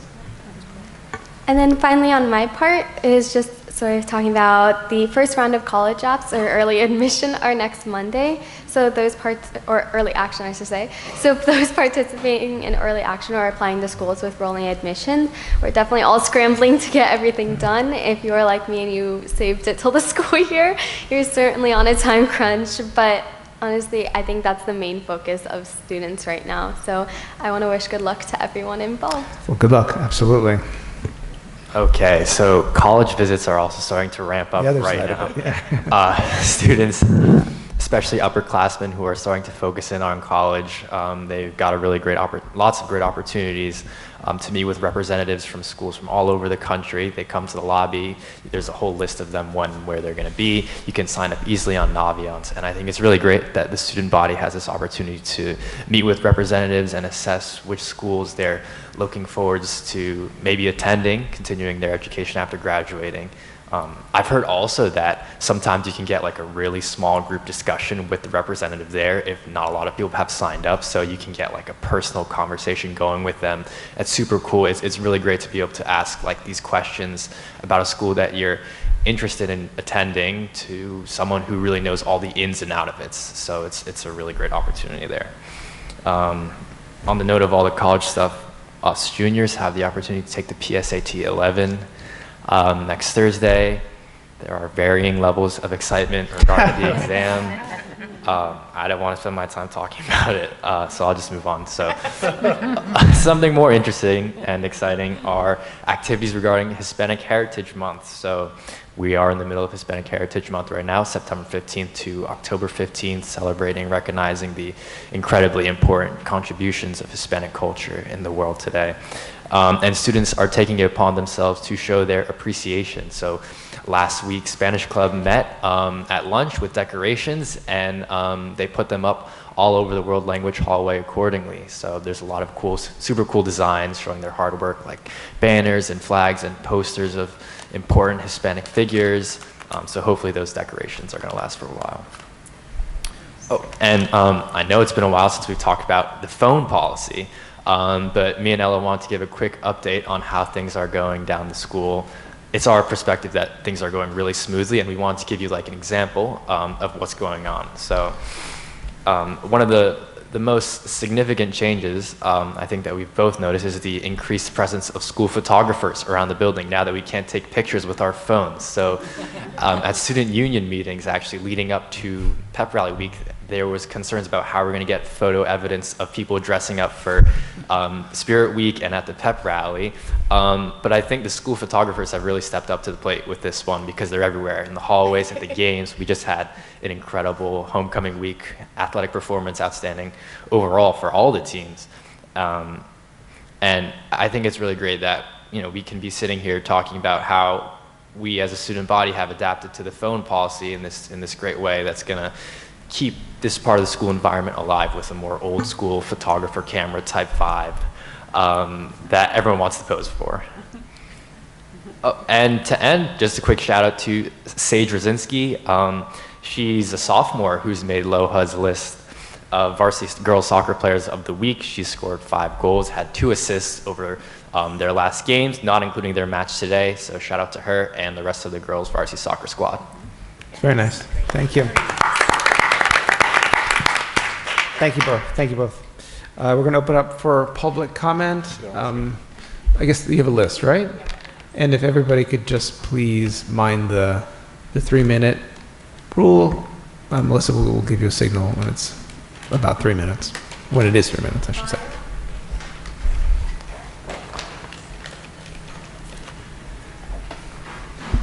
Hey, good evening. If you could just also just remind to speak into the mic, because people at home can only hear you through that mic, really. So, yeah, you can just take it out. Hello, everyone. Let's just say your name, also. I'm Mai Ganeshananthan. I'm a junior. Good evening. Thank you for having me at your general comment section of the BOE meeting. I'm here to talk about the resignation of Dr. Tesfa Stewart. Dr. Stewart had a much wider impact on students of color at HHS than people might have realized. Every Wednesday, he would kindly attend our affinity club meetings, and in between every bell, he would always give me a friendly wave. I know many members of the affinity club felt comforted by having another person of color in the school and were continuously reassured by his presence. Now, as I continue to pass through these same hallways for the next 2 years, the absence of Dr. Stewart's greetings will weigh on me greatly. His resignation was one of the most valiant choices I've ever seen someone make, and I wish our community had been capable of cultivating a safer space where Dr. Stewart could have felt more respected. It is harrowing to see someone who has offered me a great amount of personal support leave a space because of systemic inequities. I urge our faculty, staff, and student body to understand and, more importantly, embody the need to eliminate systemic racism from our environment. Students need to be able to see their full selves, skin color, and race reflected in their teachers and faculty.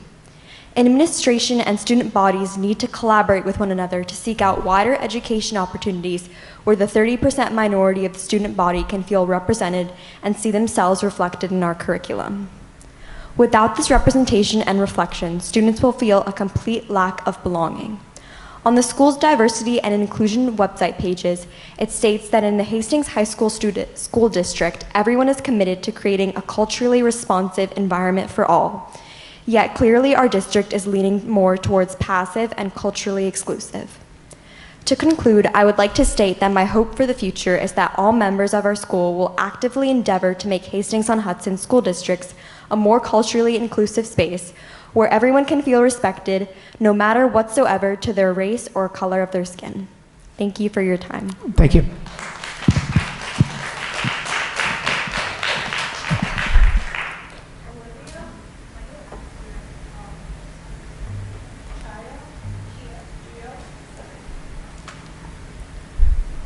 Hello.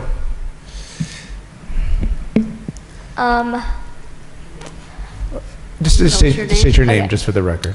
Hi, my name is Chio Christ, and I am also a junior. I'm here to talk about my goals for the school and also the, unfortunately for Dr. Tesfa Stewart. He was a very good role model for the Affinity Club. As Maya said, he attended all of our Affinity Club meetings, and he has helped us add a new course into the school, which will be starting next year. We're still deciding on the course for the school. It's like a new diversity course for everyone to take. We're still deciding on either an AP class or a school or a class on another from another Institution? institution, and it's about different cultures and history and the history of the culture. It's going to be added to the English department, and we are very excited to have this new step to take this step into the school. Thank you. Thank you.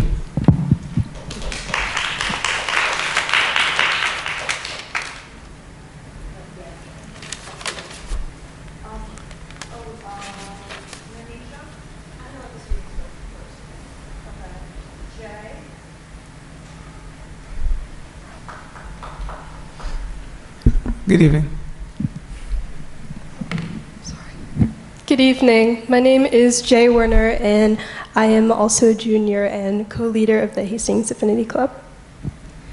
Our staff of color, though scarce in quantity, play a vital role in the Hastings High School community. It is truly a shame to see that after all this time of preaching equality and belonging for staff and students of color, the Hastings education systems have still not made the changes we need to see. I, a third-year high school student and a veteran of Farragut Middle School, have not witnessed any notable actions taken in where any administration has gone out of its way to fix the ever-present issue plaguing our community, lack of diversity and representation.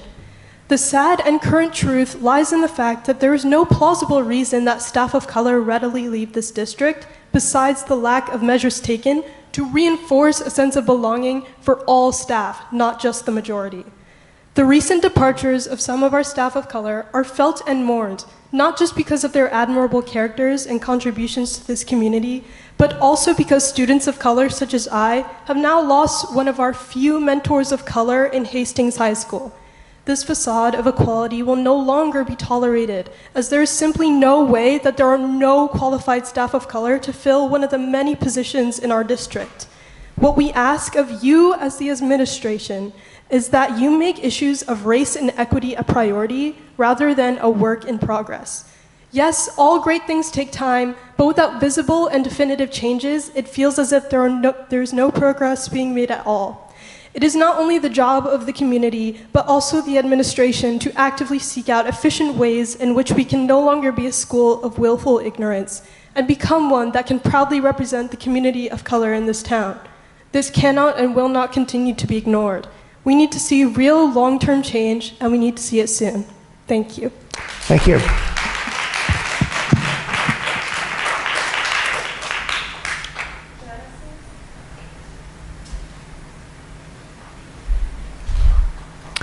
Hello.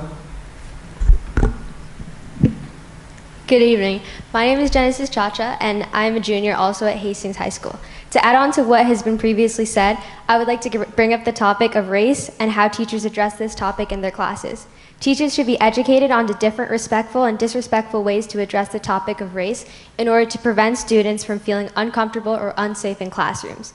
An example where race was mentioned in an insensitive way came directly from one of my teachers. This teacher was supposed to teach us about the meaning of race and different examples of race. When they neared the topic of Asian people, this teacher mentioned a stereotype that all Asians have thin eyes, and then proceeded to demonstrate this by pulling their eyes to mimic those of an Asian person. This action clearly did not sit right with the classroom and made everyone very uncomfortable for the rest of the class and changed everyone's perspectives on this teacher. All I ask is that if teachers are going to attempt to explain the complex concept of race, that they should be educated on the appropriate ways to address this in a way that they won't cause feelings of discomfort or unease among students. Thank you. Thank you.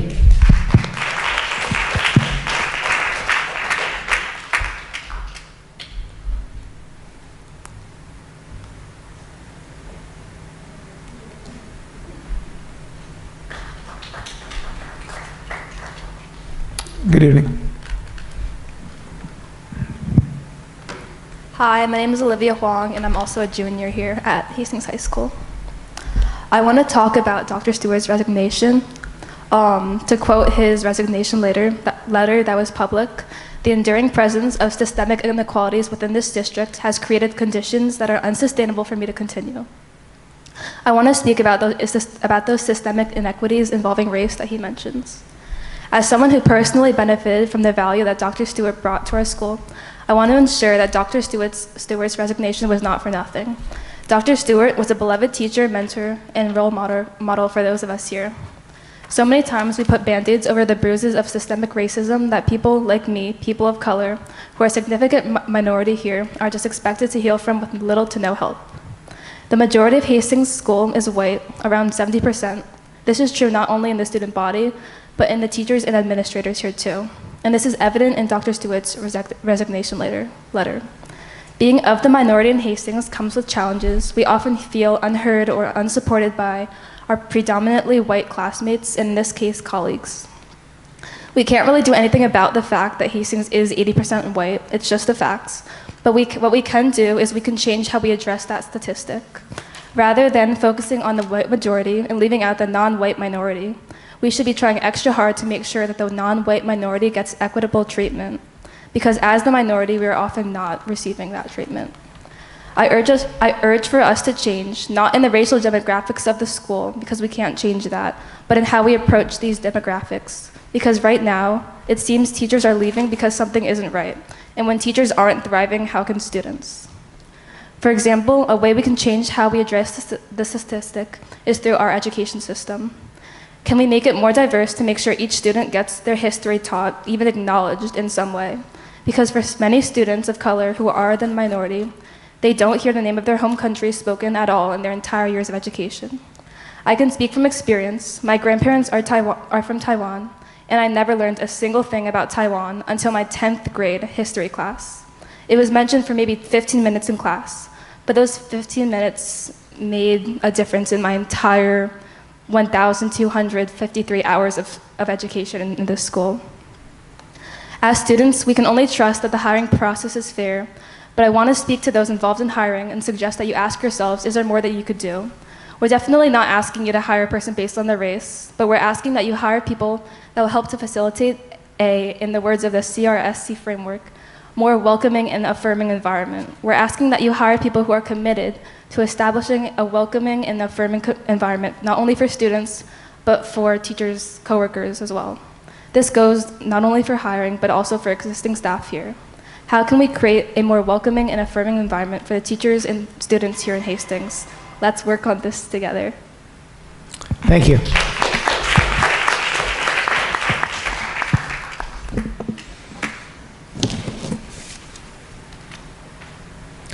Good evening. Good evening, Nanisha Nunez. First, I just wanted to thank the students present, those who spoke and who didn't speak.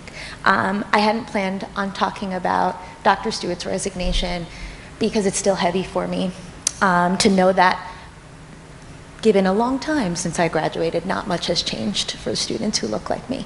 So I say that with a heavy heart that I'm sorry that we as a community have failed you. And I say that seriously because as a part of this community for most of my life, to hear the same themes being resonated breaks my heart and also gets me really angry that we haven't made it better for you. So I just wanted to touch on something that one of you said around hiring practices. There is many sources of research that talk about anti-bias hiring practices. And it's been very frustrating for me as a community member to watch Hastings actively not pursue those aspects. We've made some progress in those avenues with like blind resumes, but in terms of the way that we convene committees, the way that only top finalist candidates reach committee, are all recipes for bias to seep in. So I implore the board to really get behind learning about, educating yourselves, and therefore educating the administration on what anti-bias hiring practices actually look like. There are plenty of consultants who really do it well, because I couldn't have said it any better than they did. They deserve better. What I originally planned to talk about tonight was about the renovation, so I'll try to make that quick so that I'm within my 3 minutes. I thank you for presenting that information, but I still think that there's a lot more information that as a community we deserve. For example, in looking at some of the bond information, I try to stay well-read on these things, but I can't always make it to the meetings. The bond mentioned that it was costing roughly $3 million to create 3 new classrooms. So then when I'm presented with information that's saying it's costing about $5.7 million to replace about 14 to 17 classrooms, I just have more questions. It just doesn't seem like I have all the information. So I'm being transparent with you that feels uneasy, so that maybe you can provide us with some more information around what the discrepancy is. I think Maureen started to touch on it and talking about insurance, but it would be really beneficial if we could get that out to the community. Additionally, now that we are going to have up till maybe January, maybe longer, I wanted to really implore the administration to start thinking about how we could repurpose the use of our spaces, because the overcrowding at HSS is just unbelievable. We have roughly about 520 students at Hillside, sharing about 45 classrooms, which, when you do the math, is about 91 square feet per student. At FMS and HAS, we have 1,000, a little over 1,000, sharing about 33, which comes out to about 32 square feet per child. So just thinking about how can we reimagine what our concessions are so that there can feel less like overcrowding in the high school. Thank you. Thank you.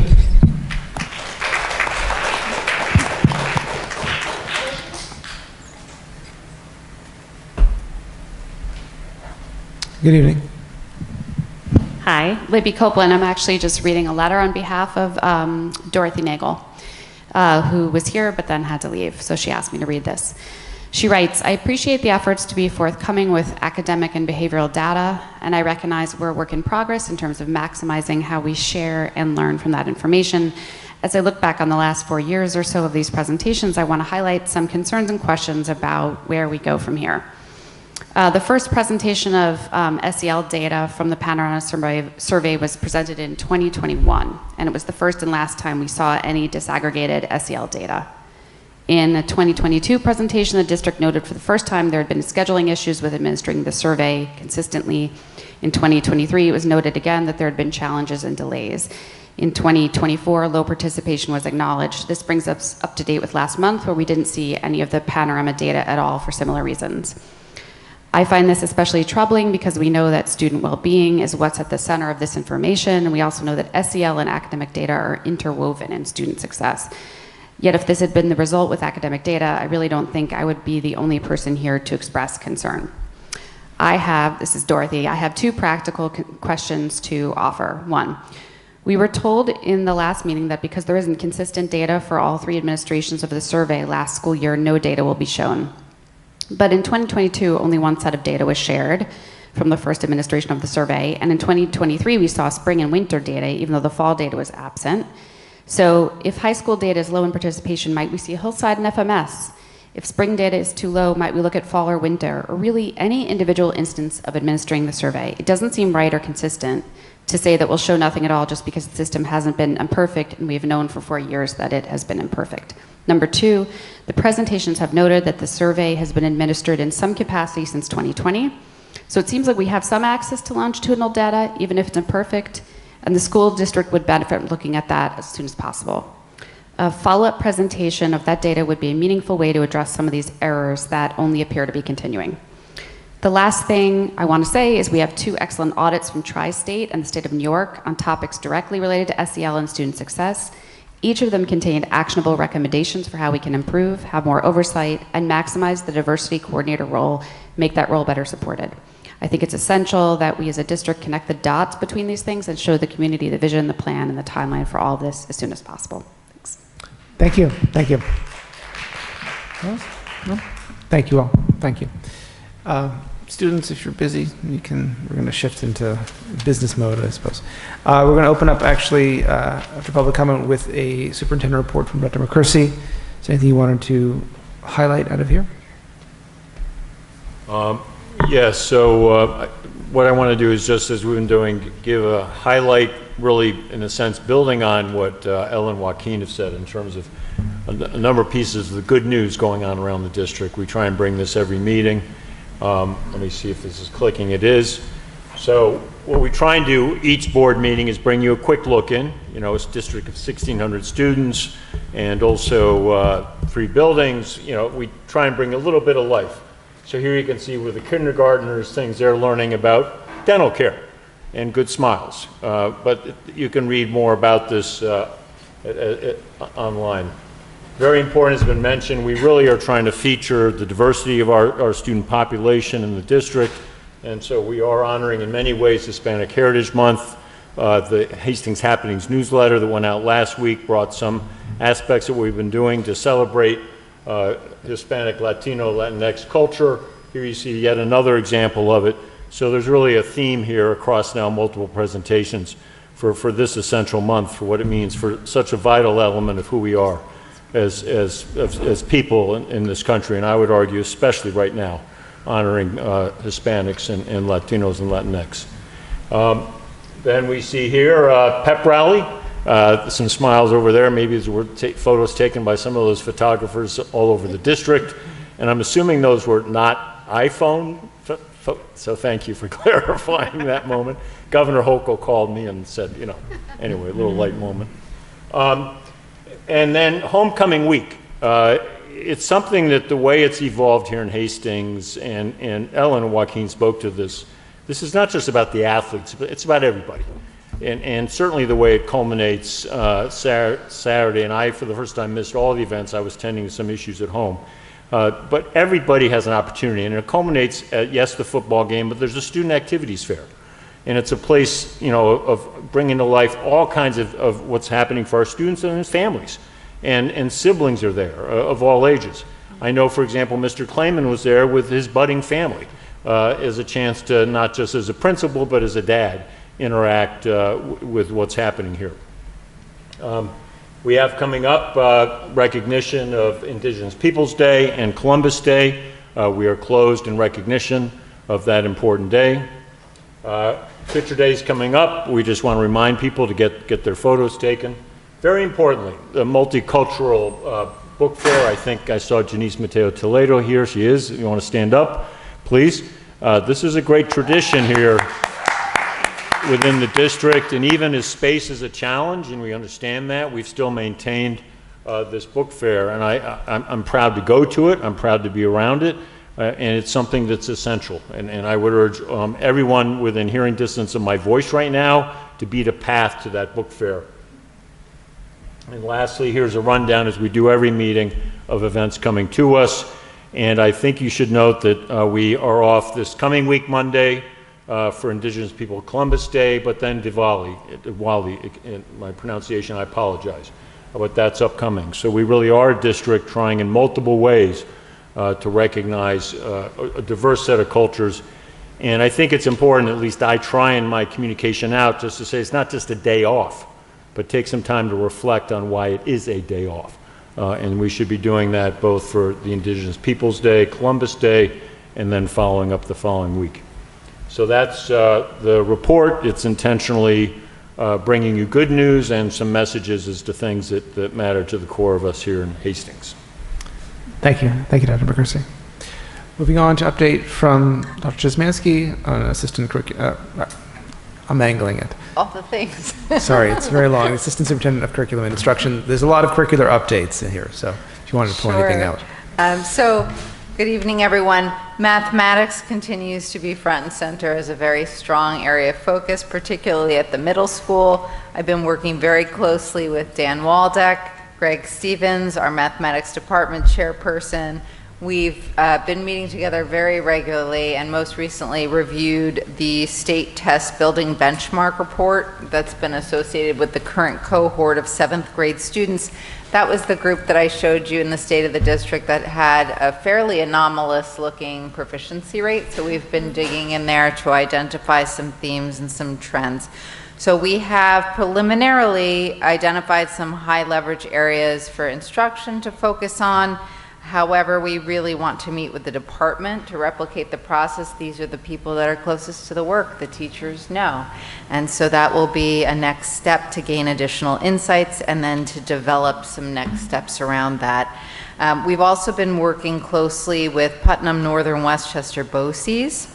There is a need to be thinking about a redesign of our continuum, the progressions in terms of the learning content students are exposed to and expected to achieve mastery around over time, particularly if we want to expand opportunities for students to have access to algebra in the same way that we do for earth science. At the very least, algebra for more and potentially algebra for all. However, we are being very thoughtful about this, using the data formatively, because we don't want to leap to make a change when students do not have prerequisite skills. So while we are really urgently hoping to move fast, we have to be thoughtful, and it may not be the case that that's the best option for children. So we're really taking that into consideration.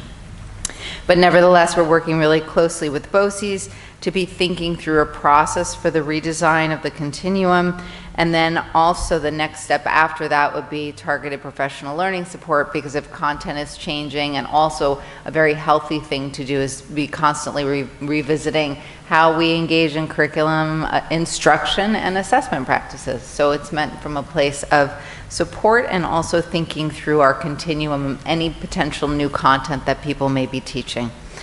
So additionally, Dan and I met with a handful of parents. There were some concerns that were raised around 7th grade math acceleration that was put in June of last year with some schedule changes. And the key concerns I just wanted to highlight so that everyone's on the same page, that these are things that the district is now thinking about. The concerns included strengthening the program, which I just spoke to you about, ensuring access to Algebra 1 through our course pathways, again, Algebra for More, potentially Algebra for All, equity issues that may result from enriching some students this year and not others. So as we're thinking about gaps, even though we have a number of students that are meeting proficiency, they're not in that enrichment class, and what is that doing, and how might we address that? So we have some preliminary ideas, and we're still working through some details. Selection criteria for our accelerated pathways, whether it be algebra or enrichment, communication between school and home. So after listening, some immediate action steps that are occurring within the next 2 weeks are going to be meeting with the teachers to unpack the building benchmark report. As I noted, I'm just waiting for a date from the building because we've got to coordinate that. Ensuring that teachers align to standardize what families can access via Google Classroom. I want to recognize and thank our 7th grade math teachers. They started that process this morning, so when we're saying immediate, it's immediate. So there was a share out in Google Classroom and how to better standardize that. And I also want to really recognize and thank teachers for understanding the need for that, to make sure that there's coherent communication, and that experientially families that have students in one room or students in another are having some similar experiences in terms of how communication's happening. So thank you to our teachers for their collaboration around that. And then third, identifying staffing that would be needed if we were to offer additional intervention and enrichment this year, and also looking at current staffing in mathematics at the middle school. Subsequently, we'll be identifying and communicating placement criteria for Algebra 1 and working again with BOCES to backward map the curriculum to look at our progressions. So all of this is in motion. We are, our sleeves are more than rolled up past the elbow, and we are thick in it. And I do want to thank Greg Stevens for being an exceptional thought partner, for Dan for all of his leadership work. We are full speed ahead and continuing to move forward. Our equity audits, so there were 3 areas where we received feedback last year around culturally responsive practice / DEI. And so we continue to focus on action steps and deadlines. Right now, we've prioritized the Cherry Beckert audit. We do have some deadlines that are reported to the state, and there is alignment between some of those audits. So we're digging into those high priority, more urgent timeline items, one of which is the data review cycle, which dovetails quite nicely about what we've been talking about here around the need to enhance data capacity and making sure that we're working robustly with data to inform how we're moving forward in our goals for the district, whether it be the mathematics, whether it be the ELA, anything that we're working on around grading is relevant to this. So this, it all fits together very nicely. And so the data review cycle that I linked here, we will revisit at the next board meeting more specifically, but it is there for a preliminary glance and it is in the public record. I wanted to just quickly highlight the whom. It includes the leadership team, the department chairs, team leaders, features the ENL department, special ed department, MTSS teams, members of our teaching faculty, the counseling team, psychologists and social workers, our building leaders, our diversity and inclusion coordinators. So everyone has a piece of this data cycle. I want to thank our leadership team specifically, and Dr. Janice Mateo Toledo for being strong collaborators on the development of this data cycle. There have been lots of eyes. It is not necessarily a final. It is the data cycle we have developed for right now. It is currently in the process of being implemented, and that was one of the deadlines that we had in the Cherry Beckert audit. So it met that September marker.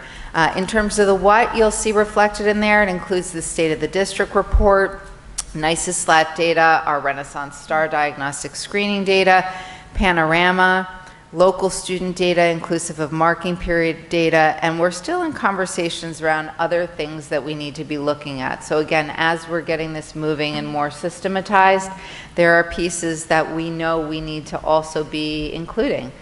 To what extent are we putting the cycle of looking at our future steps? Does that happen once a year, or do we do that on an ongoing basis? Advanced placement data. To what extent are we looking at that, and who is looking at that? So all of this is for further discussion. We do have a solid data cycle, and over time we hope to improve upon and learn, because that's what we do. We are engaged in continuous improvement.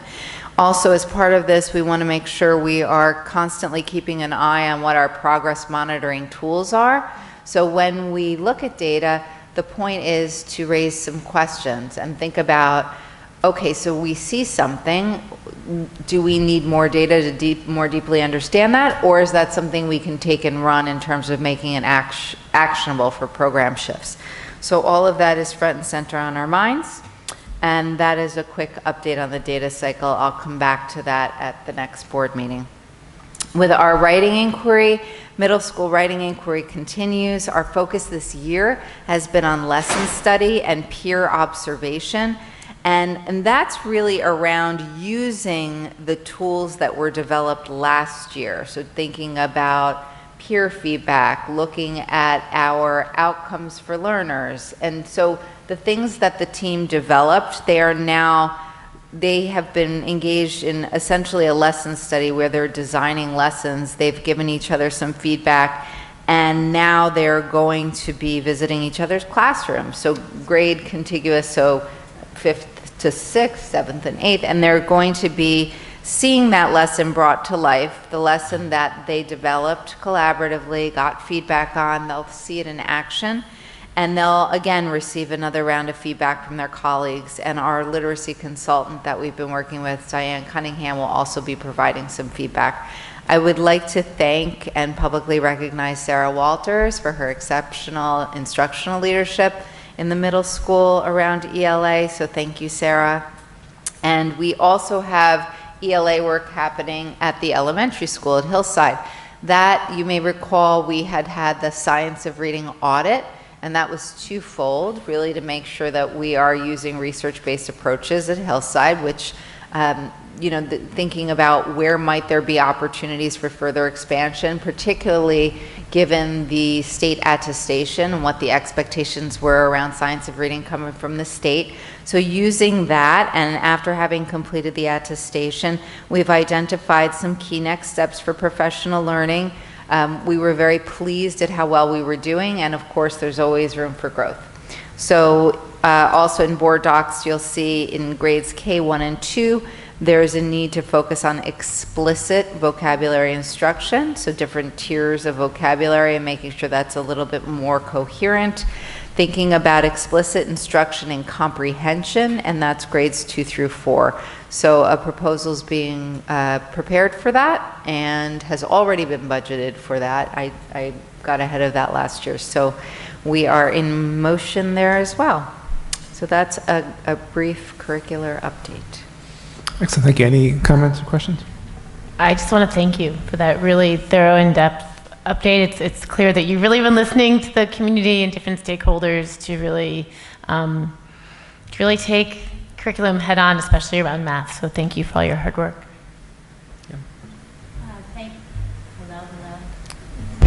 Let me try the other one. Hello. Oh, there. I pushed the button. Firstly, thank you to all of the high school students from the Infinity Club who came out tonight on your, Tuesday night. Thank you for coming. We really need to hear from students, so please keep coming and bring your friends to speak about their experience. I wanted to just go back to the panorama survey, which we talked about in depth last week. Who owns it? You mean who physically owns the survey? Panorama? No, I mean... You mean who owns the administration, meaning faculty? And the data analysis, and the data sharing. So previously, that was something that I had partnered with Jeanette Coker on. And so... Jeanette Coker was in guidance. Correct. A director of school counseling. Yes, if that's helpful. And then, of course, it's administered by the different buildings. Mm-hmm. It makes sense that it would live with guidance. But I guess she's gone, so there needs to be a new owner. So Lori Offiero and I met, and we are in discussions about how that will look. We made sure that counselors had access to the data. Lori has already rolled up her sleeves to get involved in that. And we have discussed the urgency around making sure that this administration is very accurate, that it is, because what happens is when there is a scheduled time period for administration, it gets administered, and then there's a data cycle where there's analysis of the data. It has to show up in the portal. So the students take the survey. I'm just sharing logistically. Mm-hmm. Then it gets closed. Mm-hmm. And so one of the things that I've communicated around these diagnostic screeners are we need a couple of weeks from the date of the administration to have the data to be then able to look at it. Mm-hmm. So depending on when the survey has been scheduled, there are some stragglers if students are absent. So it stays open a little bit longer and then it gets closed. And so that happens at the district level. Our data coordinator physically closes the survey. Then the data populates. Then there's an analysis and review period. So being able to, so that's basically the process. And so then from there, what we need to happen is it needs to move into the hands of the right people to do the analysis, right? So we can do a district level analysis, but then the idea is it needs to get to the people that are working with the students so that they know what's going on, right? So that at one point was a challenge on the panorama end because they push the data to certain people, and at one point they had a cap on how many email addresses you could physically put into the system to push. So some of these I didn't go into excessive detail. There are some interesting logistical pieces that we've had to kind of unlock over time. And so we are very clear now on what all the glitches are. The administration window, we're realizing we need a separate window for the seniors because we lose them. So we're not getting the full cohort and complement. Making sure that we have, so where we thought that it was comfortable to have a more loose window of like administer within this range of time, clearly is not working, you know, and in an effort to be inclusive and flexible, if the survey closes and someone hasn't administered within the window, we've lost all that data. So we recognize that we need to get tighter on when the administration is happening on the building. So we are chipping away at all of these pieces. But in terms of the home, it was sitting, so Jeanette Coker and I had been working on that together. Yeah. It makes sense that it would obviously, like I just said, live in the guidance office, guidance department. And it would be very interesting to see the disaggregated data for different groups of students, students with IEPs, students of color, and how, you know, what's going on with the reports of their well-being as well. I want to acknowledge that this is a school. It's not a mental health institution. And just like parenting is harder in 2025, right, with phones and mental health and everything, it's also harder in schools. Teachers are monitoring for screens and mental health and all this kind of stuff. However, it is really important, and I thank you for sharing all those logistical, banal details that inform the administration and data analysis. It's so super important. If that's good, I just want to underscore, next meeting, Melissa will dig in with you into the data review cycle, which this is a first, and it's an attempt to say it's no longer once a year, but it's multiple times a year, and the disaggregate is part of it. And right up under July and August, that's what I'm looking at. We emphasize headline, it's about academic, behavioral, and social emotional diagnostic. And then I want to underscore at the end, it says leadership team will review all progress monitoring tools. We would love, and Melissa mentioned this, we need a more robust portfolio of how we gauge progress. Right now, we've been fine, but it's largely test data and a panorama survey, which has been very difficult to administer, very difficult to get the buildings to engage in administering it. I'm just being direct, and we have to get there. And so what we also want to think about is what are those other indicators of gauging progress? Could be Naviance data is how well our graduates are doing as of 6 years out. Have they finished college? There are a number of those things. So we don't want to promise anything, but we'd love board input at the next meeting on what are those other measures. You as a board received from me a kind of a run-on sentence about the regionalization effort. And if you dug into that, the only thing I think we may have some potential, and sorry, Dr. Coles, if you're listening, is this whole issue of what is a portfolio for gauging progress? Because the state's going to demand that. So it's logical that we're thinking about it. But I just want to underscore Melissa's work in particular, backed up now by a team that is we have a team, soup to nuts, that cares about data and evidence. And we just have to kind of, in a sense, help them direct that time. But that, I just encourage you to look at the data cycle. So in the next meeting, you can help Melissa from a board standpoint with what really should be in there. She works with the rest of the team committed to this, if that's helpful. Yes, so you're talking about a holistic portfolio of a student.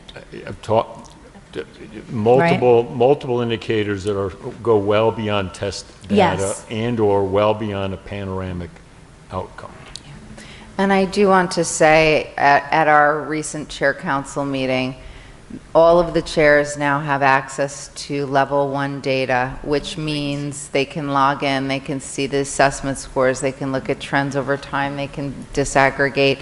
And again, they're at the place right, some of them have been working within level 1 longer than others, and so they're at different places. But everyone's at the place where they can log in and play, and so they are doing that. And many of our department chairs have actually been working quite robustly with it over time already.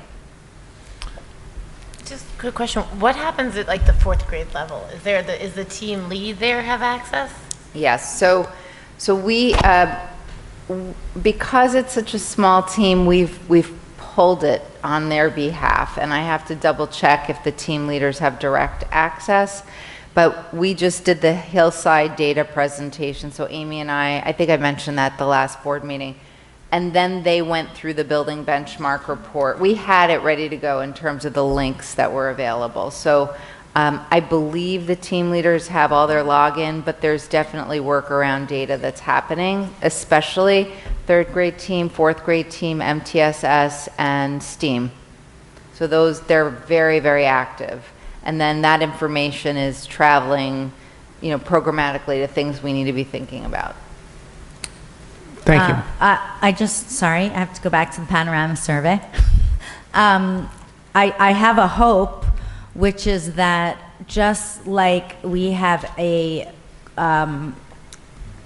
sort of consequence rubric, right, for if you have one infraction, this is your, consequence. I hope that we can, in the very near future, be presented with, from the guidance department or from you, how the data from the survey is used for interventions with certain students. So if a student on the scores themselves on the panorama survey very low, right?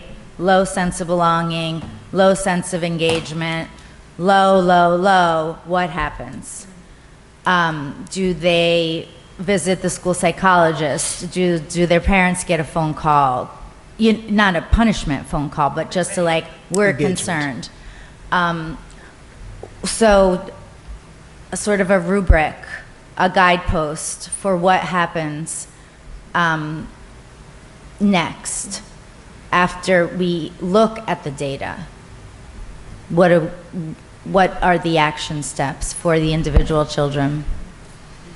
I think it's an excellent point. I think as spotty as our use of Panorama has been, there was a key moment a couple years ago where Jeanette was able to use that data around a particular student at a point of crisis to kind of work around that and understand it. Now, right now, literally another meeting we had today is with our 3 principals and Lori and even Frank, Marie and Melissa, Marie Angela, they're representing special ed, was to really look at crisis teams. How do we respond? How do we anticipate children who may be in crisis? And then how do we prepare to respond? We've got to get better on that.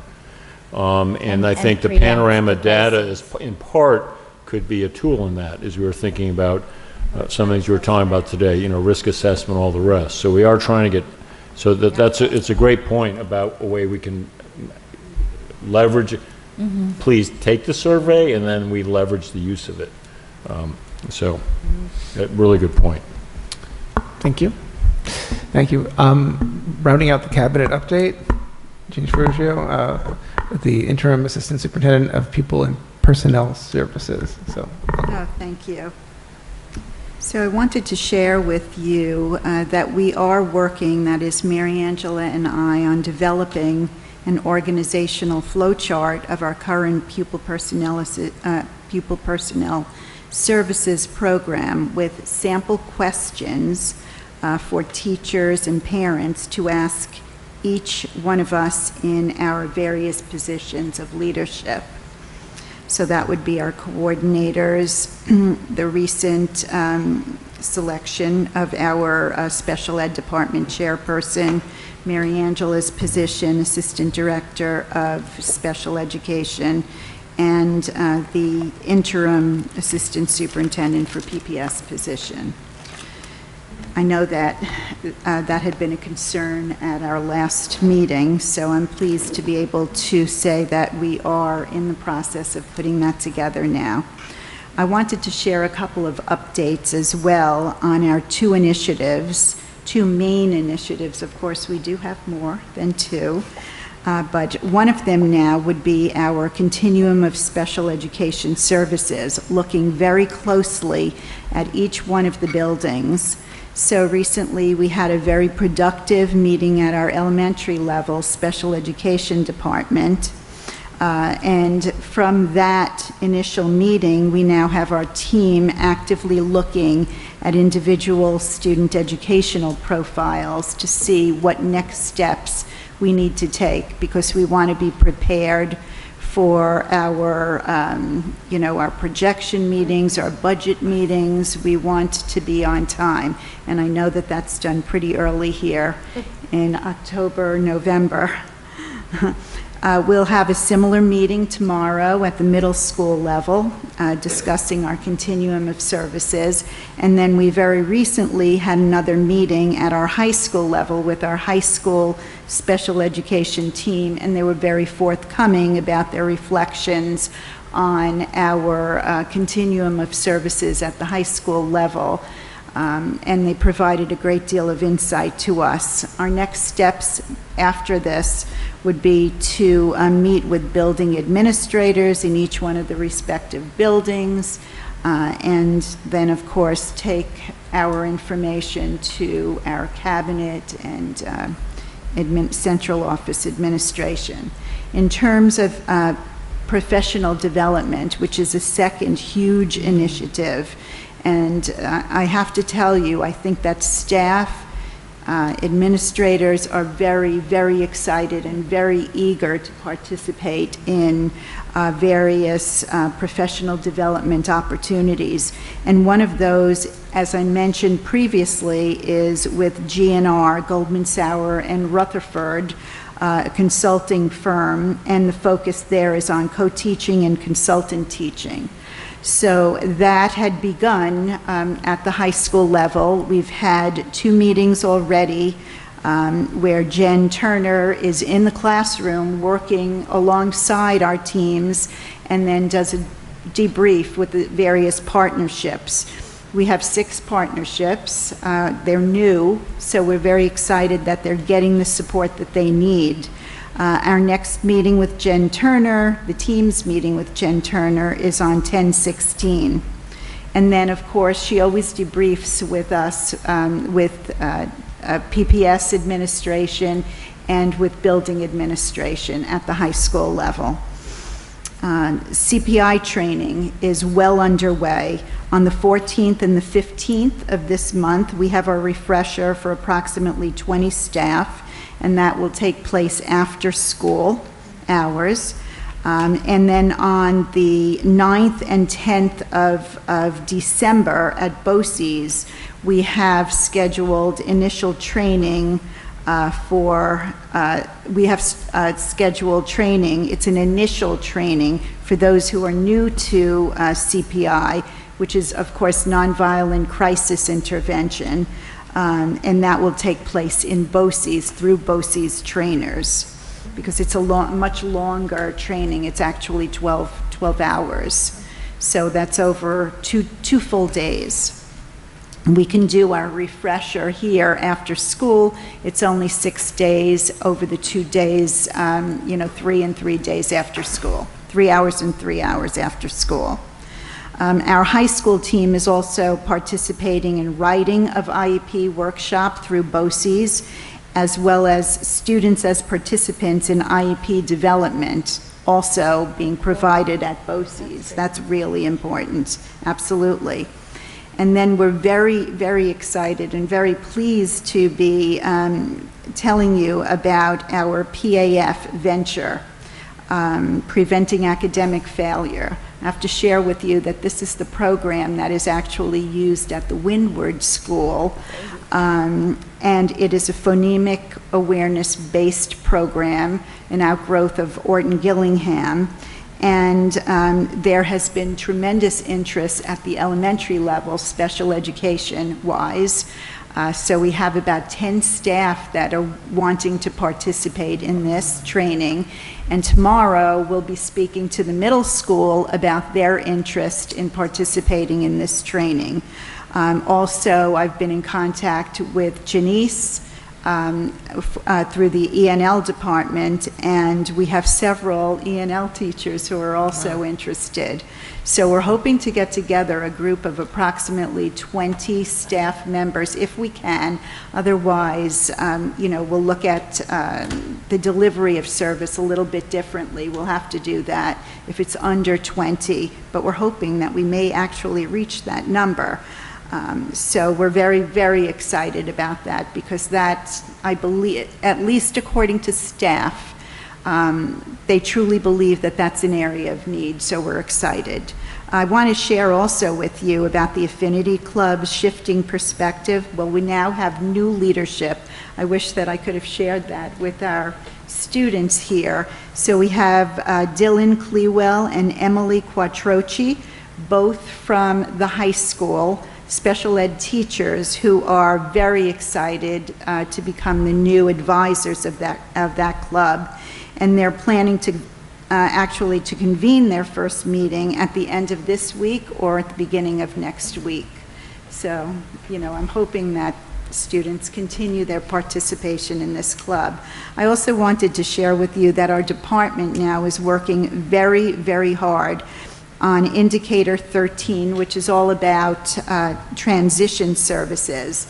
And this is an indicator assigned to us through state ed, and we need to complete everything that is required by the 17th of October. So we only have 2 weeks left to get all of the materials gathered and sent up to state ed for this indicator. And then we're off to indicator 14 for the remainder of the school year, and that's all about post-school outcomes. And I plan to touch base, or we plan to touch base with our high school guidance department, because I know that our initiative and theirs here will overlap, so we can help one another on this initiative. And of course, we're participating in the data cycle as a department, and I can share more with you as we move through the course of the school year, because that is very, very important.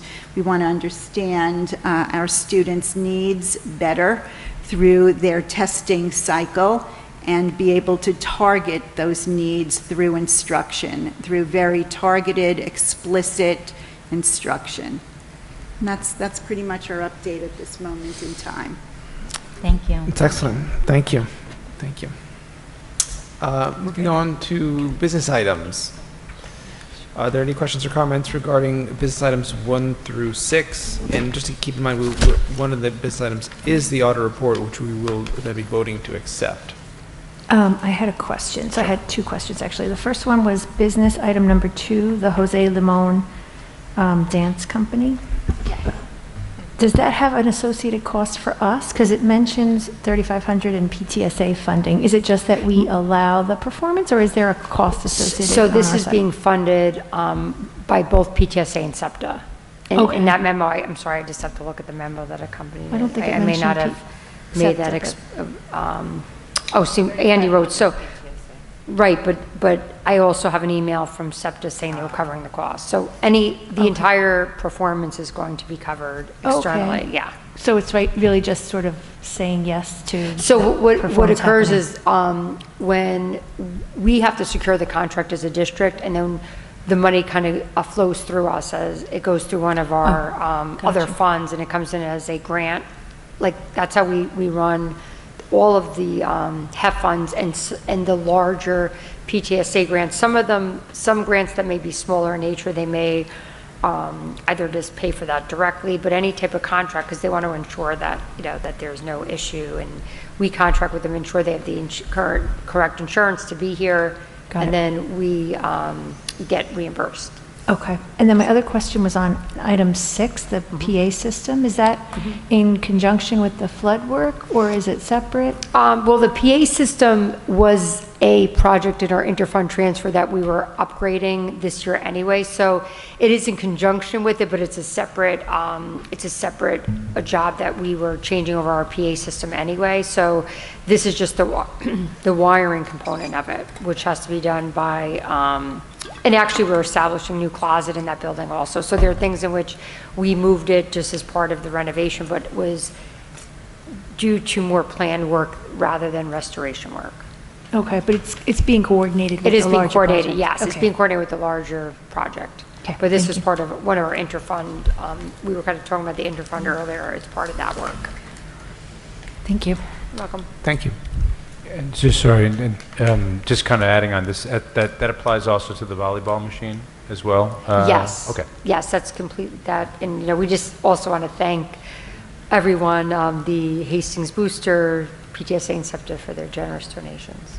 I'm sorry, but I know it's not called a volleyball machine. I know, I was going to say, what is that? AccuSpike. What's it called? AccuSpike. Yeah, the volleyball machine. It is a volleyball machine. It is a You were machine going to that let you all does try accept it out. volleyballs. That's the official name. Be afraid of it. Guess The it nomenclature will come to is you. accurate. That's wonderful. Any other questions or comments? Business items 1 through 6? So motion to approve business items 1 through 6. So moved. Is there a second? Second. All in favor? Aye. Aye. Thank you.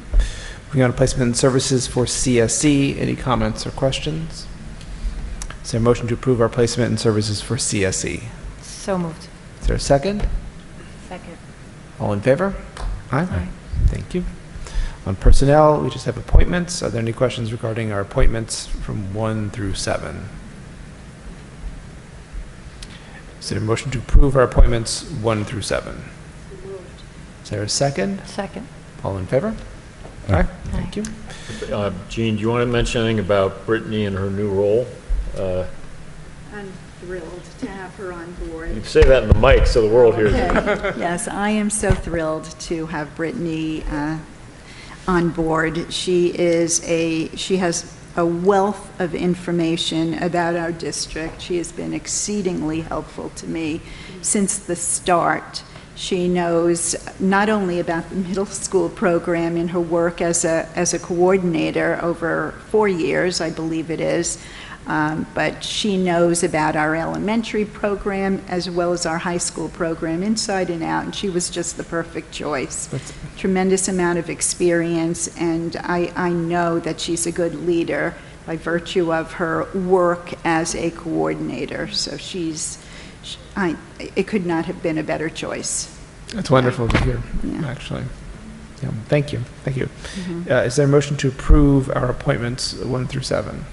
So moved. Is there a second? Did I do it already? I did already. Oh, I'm sorry. Yeah. Okay, we can do it twice I just think for emphasis. Okay, moving on. I'm sorry. Moving on to minutes. These would have been from the September 25th meeting.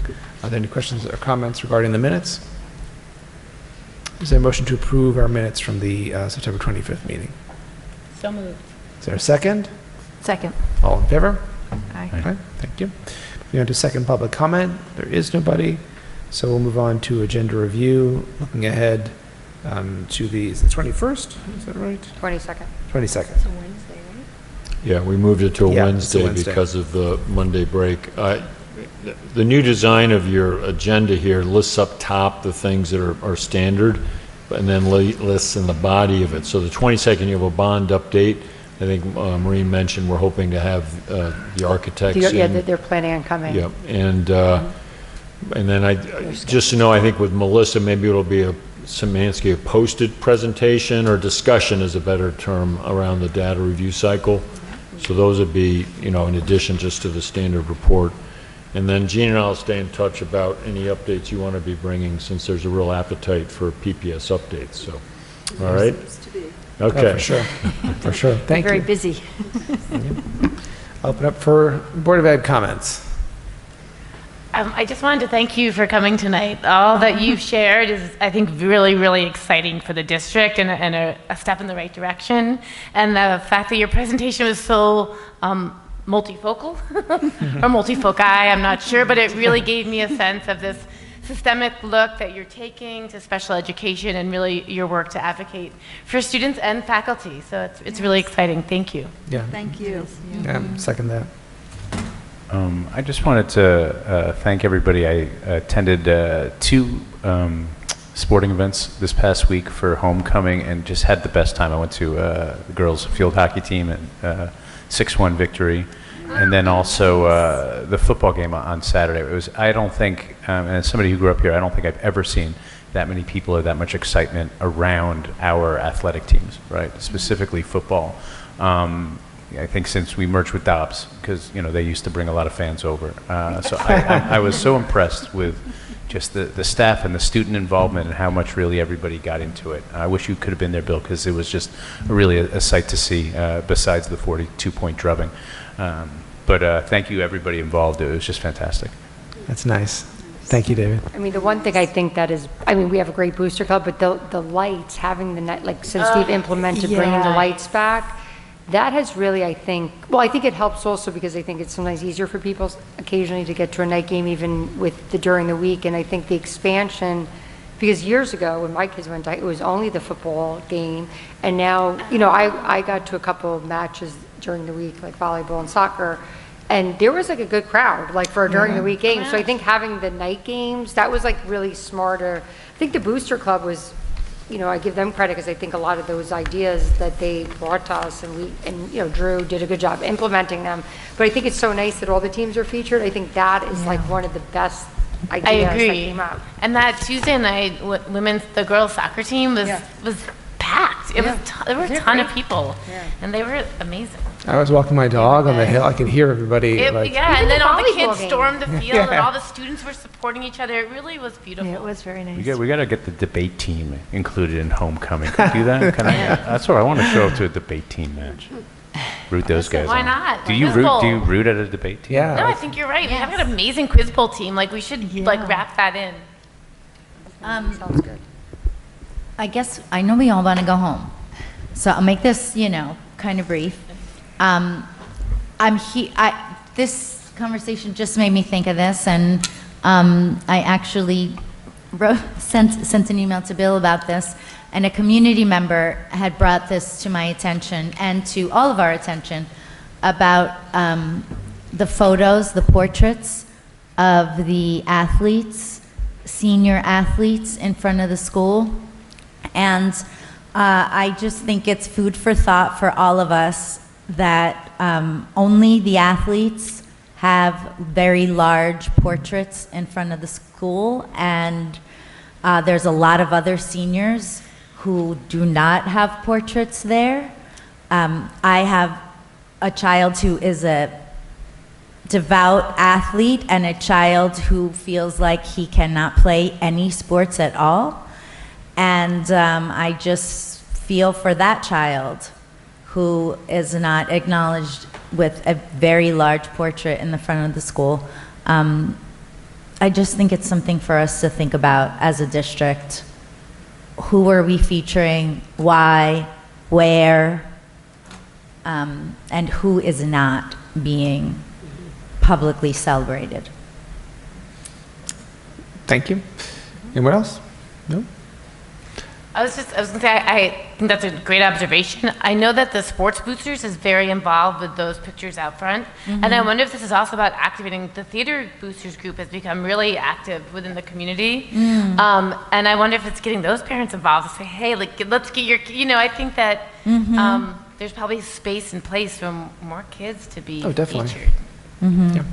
I think that's a good point. Or, I don't know, do other communities, I'm just thinking now not to, because I think there could be also, like, is there a way to do, like, the graduation picture? I don't know, is that something that, like, just do all the seniors? Because I think there could be kids that may not even be in theater too, so maybe it's more about, during homecoming, they could potentially still have their pictures, but then maybe there's a way to take the graduation pictures as a district and see if there's a way to highlight that, if kids are comfortable with having. Yeah, I think both their points are valid. It's a booster. It's a boosters thing. It's not a district thing. Yeah. So, but the district, there are things that the district could look into, for sure. I feel like I've seen that somewhere where there's Dobbs are always is it with the seniors that they do everybody? Because I Dobbs think are always something had like a that. fundraiser with the senior signs. I forget So maybe that's something what it we should was. look I'm going to have into. to become a physics club ask. booster. That's really what I'm going to do. And the robotics club. And the thing's very large. I think it does just raise. We can't hear you, and I want to hear you as the resident psychologist. Pressure. Yeah, no pressure. I think it does, in the email we received, I think it does raise, it opens the door for us to be thinking about how it affects kids. And I guess my thought, I remember I was driving by, I kept thinking, like, what are these pictures here? I kept thinking, what is this? What are these pictures? But I think it also gets really tricky because as wonderful as homecoming week is, it's very athlete focused. And I think because that's tied to homecoming, that's why the athletes get their Recognized. pictures recognized. Thank you. But so I don't know whether that means we do it, we don't do it. What do we do? How do we? And maybe talk about it with students. Like, how do we do it in a way where kids don't feel, where people can feel included, or they're not excluded, or you have to be an athlete. I mean, is that how you get? I don't think that's the only way you get to be cool, but I understand that that's what people think. Well, I know that. I mean, I know the Village does, and I don't know if this is every year, but Friday Night Live was this past weekend, so it was the night before the game. So, I mean, listen, and this is evident by how many people are at these sporting events, right? Right. Our schools are a main pillar of our community. So the more that we can find those intersectionalities, right, between our school community and our overall community, whether that's through village-wide events or school-wide events, we can, these are opportunities where I think we could find ourselves celebrating kids that are athletes, but also aren't athletes. And kids who aren't athletes celebrating kids who are athletes in the context of going to their theater, game, as right. opposed to other kids going to plays or concerts. Right. I think it's also worth remembering the data from last year that the participation rate in the high school for athletics was about 75%. So it's not it's not a, Participation rate in for the number of the high school students, about 75% of that student body will play one sport or more. So we get a very wide swath. It's not a highly exclusive number, but it's worth looking into the children that have other activities that deserve the same recognition. Right, but it is a good point. If you're an athlete, you're cool, I think. The perception is, right. It's more, maybe our generation. I was a very dorky tennis player, so I don't know about that. Well, food for thought, how we recognize. We don't want to take the photos down and have a cancel culture. No, we should celebrate. But how can we celebrate everyone? Yeah, for sure. Anything else? Anyone else? All right, let's... long day. Just one thing that came up, Catherine and Maureen, about a crossing guard that has an anniversary coming up. Is that appropriate that's Maybelline, to mention? yeah. She's That's this Friday. We don't want to spoil the... Oh, okay. No, I'm joking, no. But I think we've come up with a solution, as I had just mentioned, they do work for the village. Although anyone that works for the village is similar to the police department and the fire department, we value, because they really do so much for the district. So I think we have something that we wanted to do a small token from the school district that I've kind of worked with, and the village also has something because I had called them to kind of coordinate, and then they, based upon that conversation, decided to do a little something. So. Oh, good. And I think we do, and the one thing that's difficult because we do, even with ourselves, have people at 25 years, and we do a small momentum on and I think that's something that people do appreciate it. So I think it's not necessarily what they receive, but we give these little kind of momentums, and honestly, people love it. I just think I thought to say we're going to want this thing, and they're like, "Where's my award?" So I think it was really a good idea for that because I think ultimately this person will be recognized, and that may not have occurred if they didn't put it on our radar. So I think that's great. Yeah. So I guess, without spoiling it, we'll say Yeah. congratulations and yes. No, I'm thank you for joking. I your don't think very she's hard watching our work. meeting, but no, we do have a little plan in place, and it's a long-serving crossing guard, and honestly, a lot of the crossing guards. They do, obviously, they're there for the service of the school. I mean, 100%. That's why they're there. I think I've seen her chase after people. Oh my goodness. Oh, it's a tough job. We have a good That crossing and the guard. bus driver. Yelling at They have a lot of cars, respect for them. Yeah. very serious. Yeah, 5 corners, man. Especially It's as like a the weather, it right now, it may not be, but it's fine, but a yeah, very it gets tough. position to hold, sure. for sure. All right, thank you, everyone. Thank you. Is there a motion to adjourn our meeting? So moved. Is there a second? Second. All in favor? Aye. Thank you. Thank you, Patrick.